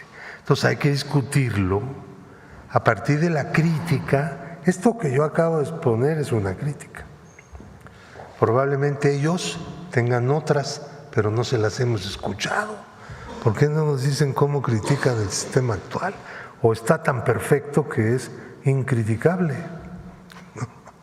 Entonces, vamos contrastando críticas y luego vamos discutiendo soluciones. Digamos, ¿no es eso el mejor método para el entendimiento humano? Yo creo que sí. Gracias. Gracias. Y en otro tema, Presidenta, apenas la semana pasada por fin se dio a conocer el proyecto del Jardín del Puerto, en donde desafortunadamente 6 espacios destinados a cultura se van a cobrar la renta, o sea, se va a cobrar la renta a las comunidades artísticas de Acapulco que están precarizadas, pues desde la pandemia, después por el Otis, después por el Guión, y usted aquí había dicho que ese espacio pues sí iba a ser de libre acceso a las comunidades artísticas, pero la semana pasada que lo presentó Sebastián Ramírez, pues nos topamos con la sorpresa de que esos 6 espacios que sí van a estar destinados a arte y cultura, pero se les va a cobrar la renta. No sé si usted pues considera que es necesario, ¿no?, pues un apoyo a las comunidades artísticas de Acapulco, pues que tengan espacios. También porque el Teatro Domingo Soler, que le pidieron que participara en la convocatoria del PAICE, no pudo participar por cuestiones administrativas. Y el municipio de Acapulco, que sí participó, no salió beneficiado. Entonces, no sé si usted considera que hay un apoyo sin que medien, ¿no?, las convocatorias, un apoyo de activación a la cultura, porque si bien es cierto, se ha dado el avance en el tema de turismo, siempre cultura está a la saga, o sea, siempre el desarrollo cultural está a la saga y no es prioritario y no es importante, y cuando se da, pues es con trabas, ¿no? Y es pues con esta renta que yo le aseguro que la comunidad artística de Acapulco no está en condiciones pues de pagar una renta. Es como si aquí en Los Pinos se invita a los artistas y se les cobra. No, al contrario, se presentan y se les apoya. Entonces, preguntarle que si dentro del programa de Acapulco se transforma contigo, ¿usted no cree que sea necesario un techo presupuestal enfocado a generar estructuras culturales? Vamos a ver, no tenía conocimiento de que se iba a presentar el programa pidiendo rentas. Voy a hablar con Sebastián a ver qué es lo que están planteando y siempre vamos a apoyar a los colectivos culturales. Voy a hablar con él y a ver en qué sentido planteó este tema de la renta. Presidente, ya por último, a finales del año pasado también le planteé el tema de que este año el Paseo del Pendón cumple 200 años, ¿no?, que se realiza en Chilpancingo. Usted mencionó en ese momento que iba a tratar el tema con la gobernadora Evelyn y con el presidente de Chilpancingo, el doctor Alarcón. Bueno, ya vamos a terminar el año, preguntarle, ¿no?, si ya se ha reunido y si ha considerado que darle el impulso de turismo cultural a este paseo, por ejemplo, como sí lo tiene la Guelaguetza, que el gobernador estuvo aquí para presentar la Guelaguetza, preguntarle si no también considera necesario que el Paseo del Pendón también esté aquí para presentarlo, darle este impulso de turismo cultural, pues es la festividad más antigua del país, o sea, va a cumplir 200 años. No sé, preguntarle si tiene algún avance sobre ese tema. Le pedimos a Claudia que nos lo informe el viernes. Sí lo están viendo. El viernes viene otra vez con México Canta y que nos pueda platicar sobre los apoyos a este festival. Gracias. Bueno, ¿quién más? A ver, vamos aquí y luego atrás ahí. Gracias, Presidenta. Buenos días, Julián Mazoy de CDP Noticias. Buenos días a todos. No me pongo de pie para no estorbar. Reina, si vienes mañana te doy la palabra. Presidenta, ya usted lo empezaba a comentar y también el titular de la comisión. El gran reclamo quizás de la oposición es que no consideran que se les vaya a tomar en cuenta en términos formales dentro de la redacción del proyecto que se enviará después al legislativo, ya que su participación dentro del propio legislativo está muy mermada y a ellos les gustaría formar parte de la redacción del documento que se enviará. Dentro de lo que comprendí, nada más para ser claros, no está contemplada un espacio formal para que los partidos políticos de oposición también participen en la redacción de la misma, sino únicamente en la lluvia de ideas general. ¿Es correcto esto? Es correcto. Bien, Presidenta, gracias. Ahora, se cumplen ya 30 días del caso famoso de dato protegido, 30 días de disculpas de la ciudadana Carla María Estrella relacionados a esta denuncia. Para un poco vincularlo con la reforma, ¿está contemplado o se ha discutido, han platicado acerca de la posibilidad de modificar la violencia política de género? Sí, tiene que discutirse todo. Y las sanciones también. Bien. Ahora, ya al finalizar este caso, ¿alguna reflexión final sobre lo sucedido? Fue un caso que se discutió mucho en redes sociales, etcétera. Yo me imagino que ya poco se va a hablar de esto. ¿Qué más hay que decir, si es que algo? El poder se ejerce con humildad. Gracias. Todos, y particularmente los que somos parte de este movimiento de transformación. Ahora, dicho esto, que no sea hipócrita la oposición también, porque se rasgan las vestiduras y nadie justifica una u otra cosa. Yo siempre voy a defender que nosotros debemos actuar con humildad, con sencillez, en la justa medianía. Esa es mi posición. Lo aprendimos de un grande, el presidente Benito Juárez, y del legado que le dio el presidente López Obrador a ese pensamiento juarista. El pueblo no quiere que regresen los gobernantes que usaban parafernalias, que se alejaban de la gente. Eso no quiere la gente. Y nuestro movimiento surgió con un sentido ético y de cercanía con el pueblo muy profundo. Esa es mi posición y siempre la voy a mantener. Y así me comporto. De toda mi vida, desde antes de ser incluso servidora pública. Ahora, es una cosa, Y eso es algo que tendrá que definir Morena y seguirlo diciendo, y a mí me toca como presidenta de la República seguir planteando esto porque es un asunto histórico, político, ideológico y ético. Pero hay mucha hipocresía en la oposición. Lo dije el viernes. O sea, el coordinador del PAN en el Senado, que nunca pudo explicar el fraude que cometió en Querétaro, nunca. Se fue 6 años a Estados Unidos a vivir. Regresó como senador plurinominal por el fuero.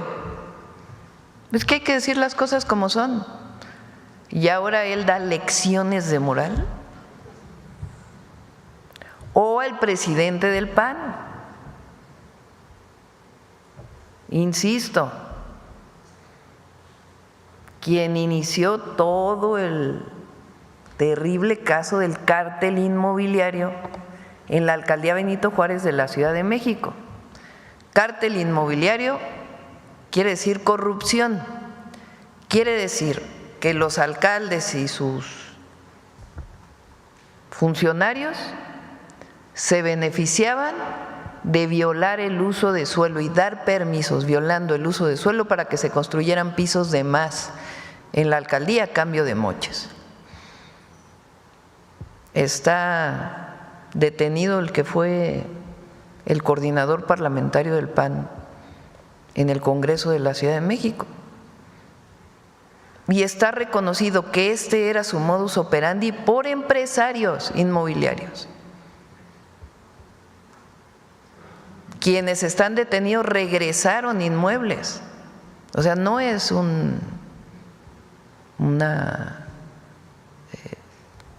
no son palabras lo que estoy diciendo solamente, sino que hay investigaciones en su momento. Entonces ahora resulta que este personaje o esta persona ahora también quiere dar clases de ética o de moral. O ya de plano, ya es mejor ni hablar, pero el presidente del PRI, que además de todo va y denuncia en Estados Unidos sin pruebas. O sea, aparte de corrupto, vende patrias. Entonces, hay que poner todo en su lugar. Todo en su lugar. Entonces, a los compañeros que son del movimiento, siempre lo he dicho, lo he pensado, no hay que hacer uso del poder para afectar a las personas, sino para ayudarlas, siempre. Y hay que ser humilde, sencillo, modesto, cercano al pueblo, de todas las formas. Pero por eso digo, aquí hay unidad, no hay pensamiento único. Qué bueno no somos aquellos partidos que si alguien decía algo contrario a el presidente del partido, pues entonces ya era expulsado. No, no hay pensamiento único. Pero hace rato decía el haya sido como haya sido, a lo mejor los jóvenes no saben qué es eso. Cuando le preguntan a Calderón en una entrevista que cómo llegó al poder, que si hubo fraude, dijo, pues haya sido como haya sido, yo llegué a la presidencia. ¿Cómo?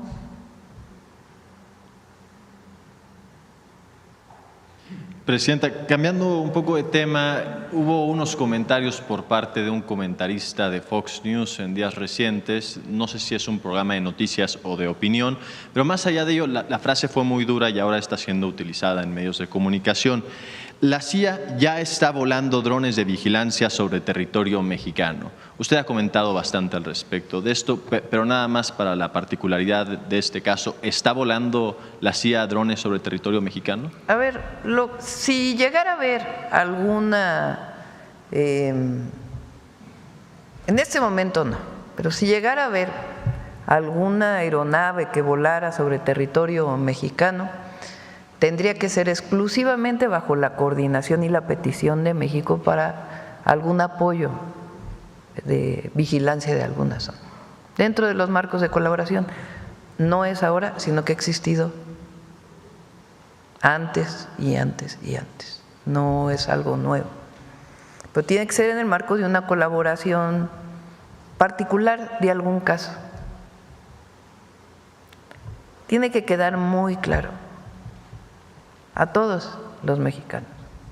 Primero, que nosotros jamás vamos a poner en riesgo nuestra soberanía, jamás. Jamás vamos a poner en riesgo la independencia de México. México es un país libre, soberano, independiente, que colaboramos, nos coordinamos para temas de seguridad y otros temas, pero nunca nos subordinamos. Y jamás permitiríamos, jamás, que el ejército norteamericano o alguna otra institución de los Estados Unidos pisara territorio mexicano. Nunca. Y que en todo caso, si hay un tema de una aeronave que se pide su apoyo para una cosa, se hace. No es de ahora, es algo que se hace de siempre. O se ha hecho en condiciones muy especiales, no se hace de siempre, lo dije mal. Se ha hecho en algunas ocasiones para algún asunto particular. Por último tema, Presidenta, la oposición en una… Y de paso, ¿cómo dice el himno? Y si osare un extraño enemigo profanar con sus plantas tu suelo, piensa, oh patria querida, que el cielo un soldado y una soldada en cada hijo te dio.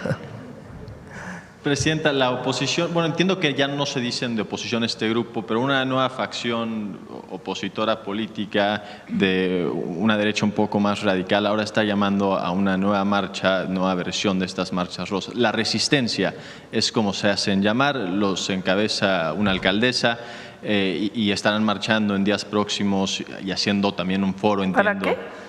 Pues el comunicado lo que comunica de manera textual, se lo puedo leer, es porque ya no es tiempo de callar, porque el poder abusa, porque cuando el poder abusa la ciudadanía resiste, porque México no se rinde, se organiza, porque la ciudadanía despierta, vinculada y en resistencia es el camino para salvar a nuestro México.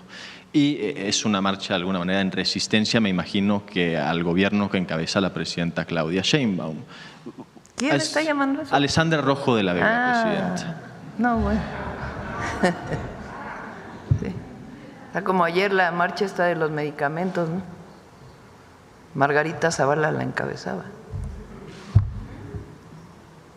Por cierto que estamos dándole seguimiento personal a la llegada de los medicamentos a todos los centros de salud. Ayer pedí que me enviaran todos los medicamentos oncológicos que están llegando a todas las instituciones que atienden cáncer, particularmente del IMSS Bienestar. Son 72 o 76. A ver si tienes fotos ahí de… Me las enviaron ayer. Esos son medicamentos de… A ver si quieres poner video, creo que había uno, ¿no? Dale más. Más.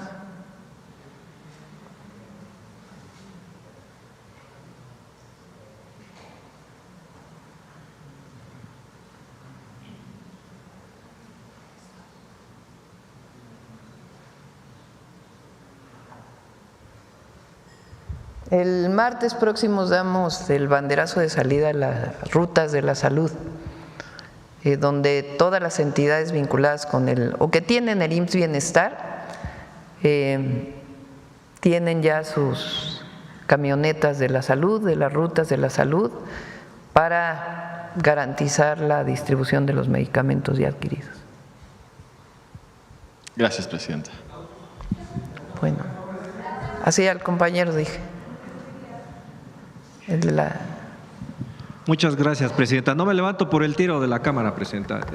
Buenos días, Víctor. Buen día para Víctor Blogs y México Informa de YouTube, Presidenta. Presidenta, en este tema de la reforma que se va a estructurar, ¿no se podría también tomar en cuenta lo que hacen los ciudadanos en las casillas, ya que ellos, cuentan los votos, tienen que llevar el paquete electoral? ¿No sería un poquito también escucharlos también?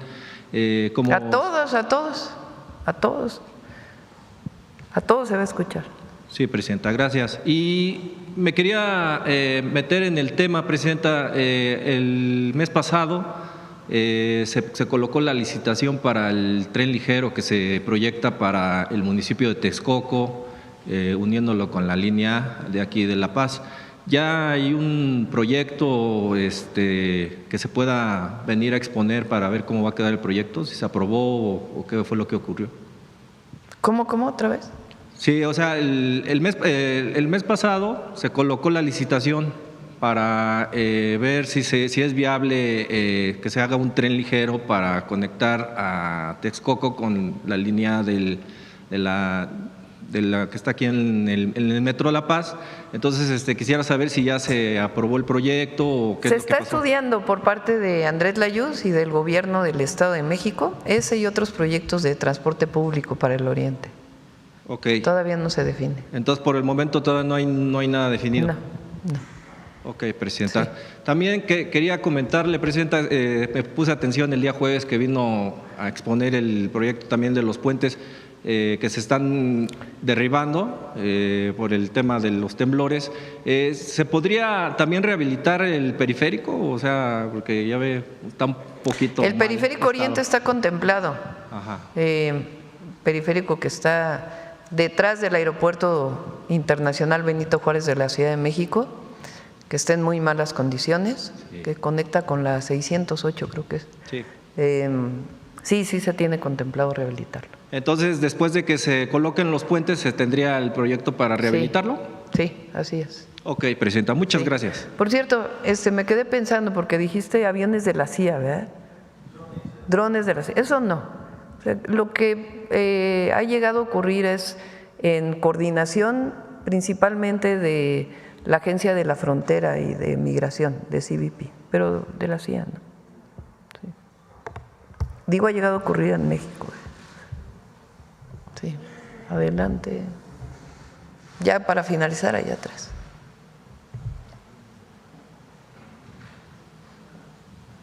Atrás la compañera. Ya mañana.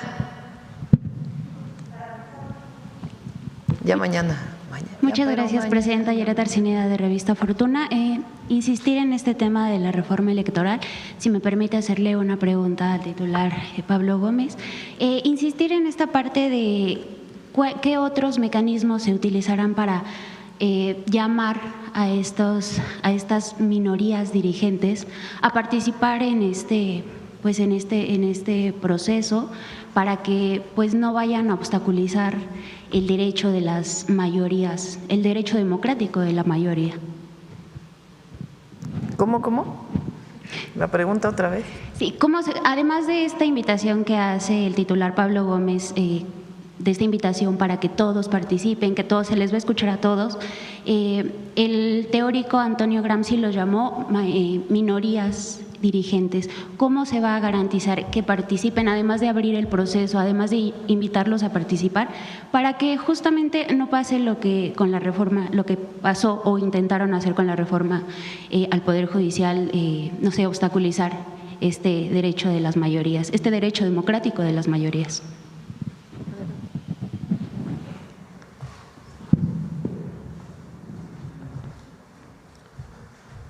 Sí, con mucho gusto. Sí, especialmente la pregunta es sobre cómo podemos promover la participación en el debate de los dirigentes de los partidos de oposición. Bueno, creo que los dirigentes de los partidos de oposición están en el debate todo el tiempo. Su profesión abarca la discusión, el debate. Muchos de ellos son parlamentarios. Otros son gobernantes en otros niveles. Esta convocatoria que implica la creación de la Comisión Presidencial es una convocatoria al debate. Los que deben recibir la convocatoria preferentemente pues son aquellos que ya están de por sí en el debate. Entonces lo que yo agrego nada más es que se vale defender el sistema de leyes, estas leyes que tenemos en materia electoral, las prácticas. Pues hay quien ha defendido el fraude. Alguna vez inventó lo del fraude patriótico, ¿no? Se dijo, se justifica el fraude, ¿no?, para evitar intervenciones extranjeras. Entonces, bueno, se vale, porque se vale decir lo que sea en nuestro país, sobre todo ahora, más que nunca antes. Pero esperaríamos que se mostrara pensamiento crítico, y el que tiene pensamiento crítico hace propuestas. Están diciendo que la reforma va a ser una regresión. ¿Y cuál es la propuesta de ellos? Bueno, esperamos que las expongan. El campo lo van a tener completamente abierto para ir a exponer y a discutir con sus, con sus adversarios y sus amigos también, ¿no?, en los foros. De eso pueden estar seguros, pero no podemos mandar a traerlos. Bueno, eso lo tienen que decidir ellos. Nosotros no podemos darle sugerencias a otros para actuar en política. Eso sería lo último que yo me atrevería a decirle lo que debe hacer la oposición, ¿no? Ya la oposición, ya no estoy en la oposición, viví mucho tiempo, muchísimos años en la oposición, pero ahí sí sabíamos lo que había que hacer, ¿no? Y teníamos muchísimas propuestas, y todo está documentado. Gracias. Muchas gracias. Presidenta, hace unos días el presidente Donald Trump en una entrevista muy a su manera reconoció lo indispensables que son los trabajadores pues de la agricultura en Estados Unidos, muy a su manera porque hizo pues algunos comentarios, pero pues nada más preguntarle, ¿considera que su gobierno en esta coyuntura puede aprovechar para pues renegociar el TEMEC y establecer mecanismos que regulen la movilidad laboral en América del Norte, que protejan a los trabajadores migrantes y fortalezcan pues sectores clave como este que es la agroindustria y la manufactura? Con Estados Unidos tenemos varias colaboraciones, coordinaciones, diálogos. Es natural, pues son vecinos y además somos socios comerciales. Por ejemplo, en el tema de agricultura, particularmente, o agropecuario, particularmente lo que tiene que ver con el tomate y con el ganado, y el cruce de ganado en México, Estados Unidos. Tenemos mesas de diálogo sobre agua, tanto el tratado de 1944, que por cierto es falso eso de que hayamos entregado agua a costa del consumo humano de los mexicanos, eso es falso. Sencillamente, dentro del marco del tratado, pues se acuerda cuánta agua, de acuerdo a la cantidad de agua que hay cada año, se entrega a los Estados Unidos, en un tratado que se firmó en 1944. Se trabaja sobre agua en Tijuana, lo que anunció hace poco Alicia Bárcenas, que es este acuerdo, un primer acuerdo que firmó el presidente López Obrador y nosotros le estamos dando continuidad con algunos agregados para sanear el río Tijuana, que llega a las aguas del Pacífico, en la frontera Tijuana-San Diego. Tenemos temas que tienen que ver con migración, tanto migración de personas de México a Estados Unidos como repatriación de mexicanos en Estados Unidos que son deportados a México. En esas mesas nosotros hemos planteado que nosotros queremos que se reconozca el trabajo de los mexicanos en Estados Unidos. Y lo he dicho públicamente, sin las y los mexicanos que viven en Estados Unidos, no sería Estados Unidos lo que es. California, quinta economía del mundo, no sería lo que es. No solo sin los trabajadores del campo, sino de los servicios, de la manufactura. Tenemos mesas de trabajo sobre seguridad, donde claramente establecemos los principios de los cuales, en los cuales nos basamos para la coordinación: soberanía, integridad territorial, confianza mutua y colaboración y coordinación sin subordinación. Esos son los principios en los que se enmarca el trabajo de seguridad y nuestra insistencia permanente de que en Estados Unidos esté el consumo de drogas y particularmente de fentanilo, y que si no se atienden las causas de las adicciones, por más que se pongan soldados en la frontera, va a haber esta u otra droga que se consuma. Y al mismo tiempo, nuestra exigencia de que Estados Unidos también haga lo propio de las armas que cruzan de Estados Unidos a México. Entonces, en ese marco tenemos la colaboración. Sí, porque básicamente el presidente Donald Trump incluso planteó que regresaran los mexicanos que habían sido repatriados para que volvieran a trabajar en Estados Unidos, porque él reconoce que las personas de Estados Unidos no pueden hacer el mismo trabajo que hacen los mexicanos. Sí, ellos tienen un mecanismo. Nosotros hemos planteado que se requiere mucho más para el reconocimiento de los mexicanos en Estados Unidos, pues sobre todo aquellos que llevan más tiempo y que aún no tienen documentos, pero que pagan impuestos, trabajan y levantan la economía de su país, y que no estamos de acuerdo con las redadas y los esquemas de criminalización a la migración.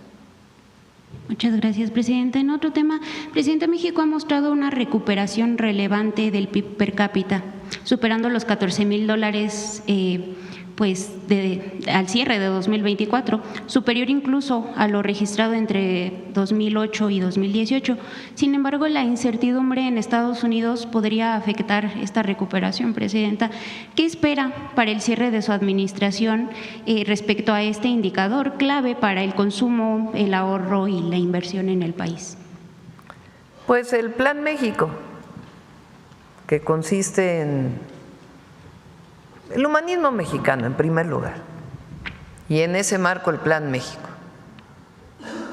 El Plan México tiene que ver con fortalecer el mercado interno, con que se produzca en México lo que se consume en México, que si bien tenemos una economía abierta a la importación y a la exportación, y sí, eso va a seguir siendo un motor del desarrollo, particularmente la exportación, pues nosotros estamos fortaleciendo la producción en nuestro país para el mercado interno, y eso va a generar empleos y desarrollo en el país. Ahora, nosotros siempre hemos pensado que el PIB, el Producto Interno Bruto, pues no es el mejor indicador. Puede crecer mucho el PIB y aumentar las desigualdades y la pobreza, porque se concentra el crecimiento en unos cuantos. Entonces, el PIB o el PIB per cápita pues no es el único indicador que debe usarse. Hay muchos otros indicadores. México, aun cuando en los últimos 6 años no tuvo un crecimiento del PIB, que se critica mucho, entre otras cosas además por la caída en el periodo de la pandemia que se toma de manera promedio, pues el país que más bajó la pobreza y la desigualdad, quizá del mundo. por supuesto, en términos proporcionales a nuestra población. Entonces, tiene que ver con otras cosas nuestro modelo de desarrollo económico. Si me permite hacerle un último planteamiento, Presidenta. Desde hace algunas semanas, Revista Fortuna consultó al Gobierno de la Ciudad de México sobre algunos problemas que enfrenta la beca para transporte universitario que se entrega pues, a estudiantes a través de una tarjeta. Se entregaron aproximadamente 75,000 tarjetas y el problema pues, es que se trata de una tarjeta de vales de despensa que se ha expedido después de la adjudicación de un contrato a una empresa denominada Toca, una compañía pues especializada precisamente en vales de despensa. Revista Fortuna también consultó a estudiantes que, si bien agradecen de todo corazón esta beca, se preguntan por qué el Gobierno de la Ciudad de México les entregó pues este recurso para transporte en vales de despensa. El otro problema, Presidenta, es que la tarjeta de vales de despensa no la admite ni el metro ni ningún tipo de transporte, de medio de transporte público, ni el metro, ni el metrobús, ni el trolebús, ninguno lo admite. Esta tarjeta solo se puede utilizar en establecimientos y cadenas que están pues en colaboración con Toca o pues sí, que tienen convenios con Toca. En este sentido, Presidenta, preguntarle por qué este tipo de intermediarios para otorgar las becas a los universitarios, y también preguntarle si no hubiera sido pues mejor darlo a través de estas tarjetas de transporte para beneficiar justo al sistema de transporte público. Bueno, hay que preguntarle a la Ciudad de México, es un programa muy bueno de Clara Brugada. Tratamos de hablar con ellos, pero la respuesta no fue la es mejor. Un programa de beneficio para los estudiantes de la Ciudad de México, entonces pues ellos son los que tienen que decir, y hacen muy buen trabajo, así que estoy segura que tendrán una buena respuesta a ello. En todo caso, ¿no sería mejor que les otorgaran una tarjeta del bienestar o una para beneficiar al transporte público? Pues puede serlo si hacen su convenio con el Banco de Bienestar. Muchas gracias, Presidenta. Gracias, ahora sí ya se hizo retarde. Vamos con Humanismo Mexicano y Vicente Guerrero.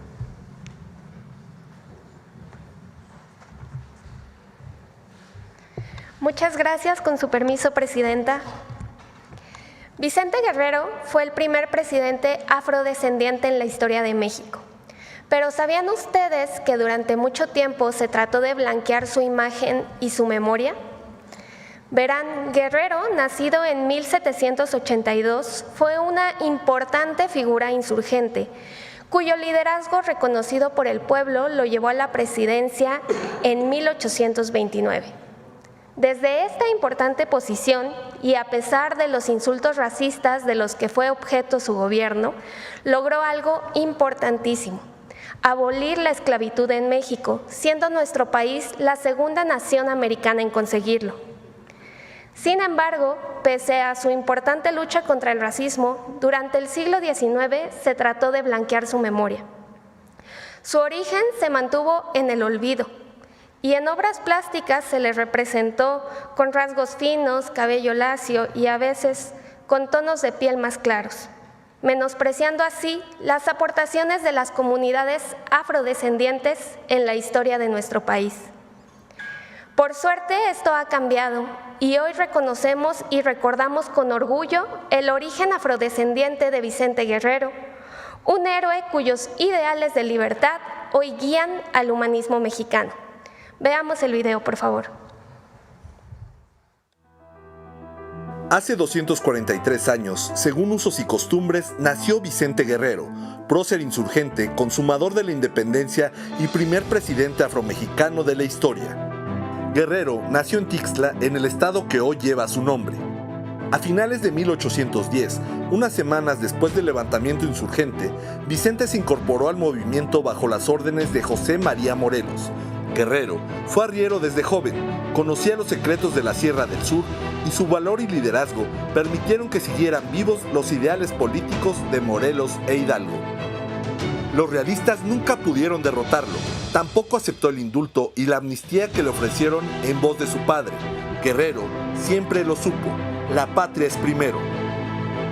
Un arriero humilde y de sangre africana mantuvo viva la llama libertaria y condujo la esperanza, con firmeza y valor, por el largo y sinuoso camino de la independencia nacional. En enero de 1821, Vicente Guerrero escribió a Agustín de Iturbide, jefe del ejército realista, las razones de su lucha. Entiéndase usted que yo no soy de aquellos hombres que aspiran a dictar leyes ni pretendo erigirme en tirano de mis semejantes.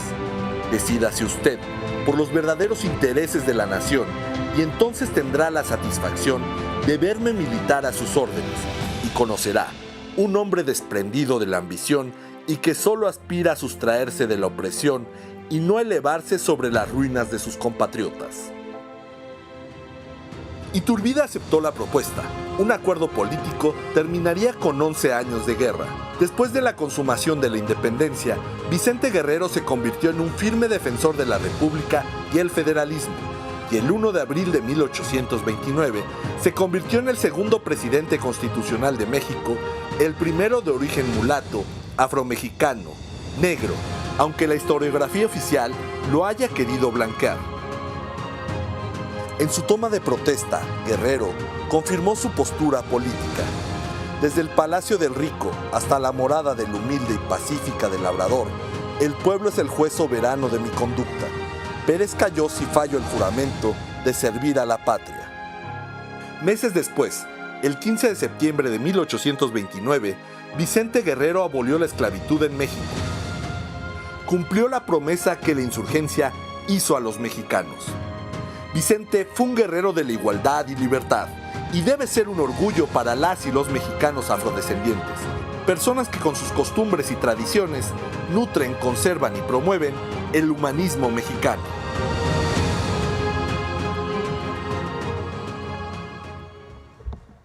Muchas gracias. Buen día. Ahorita. No. Aquí en Palacio.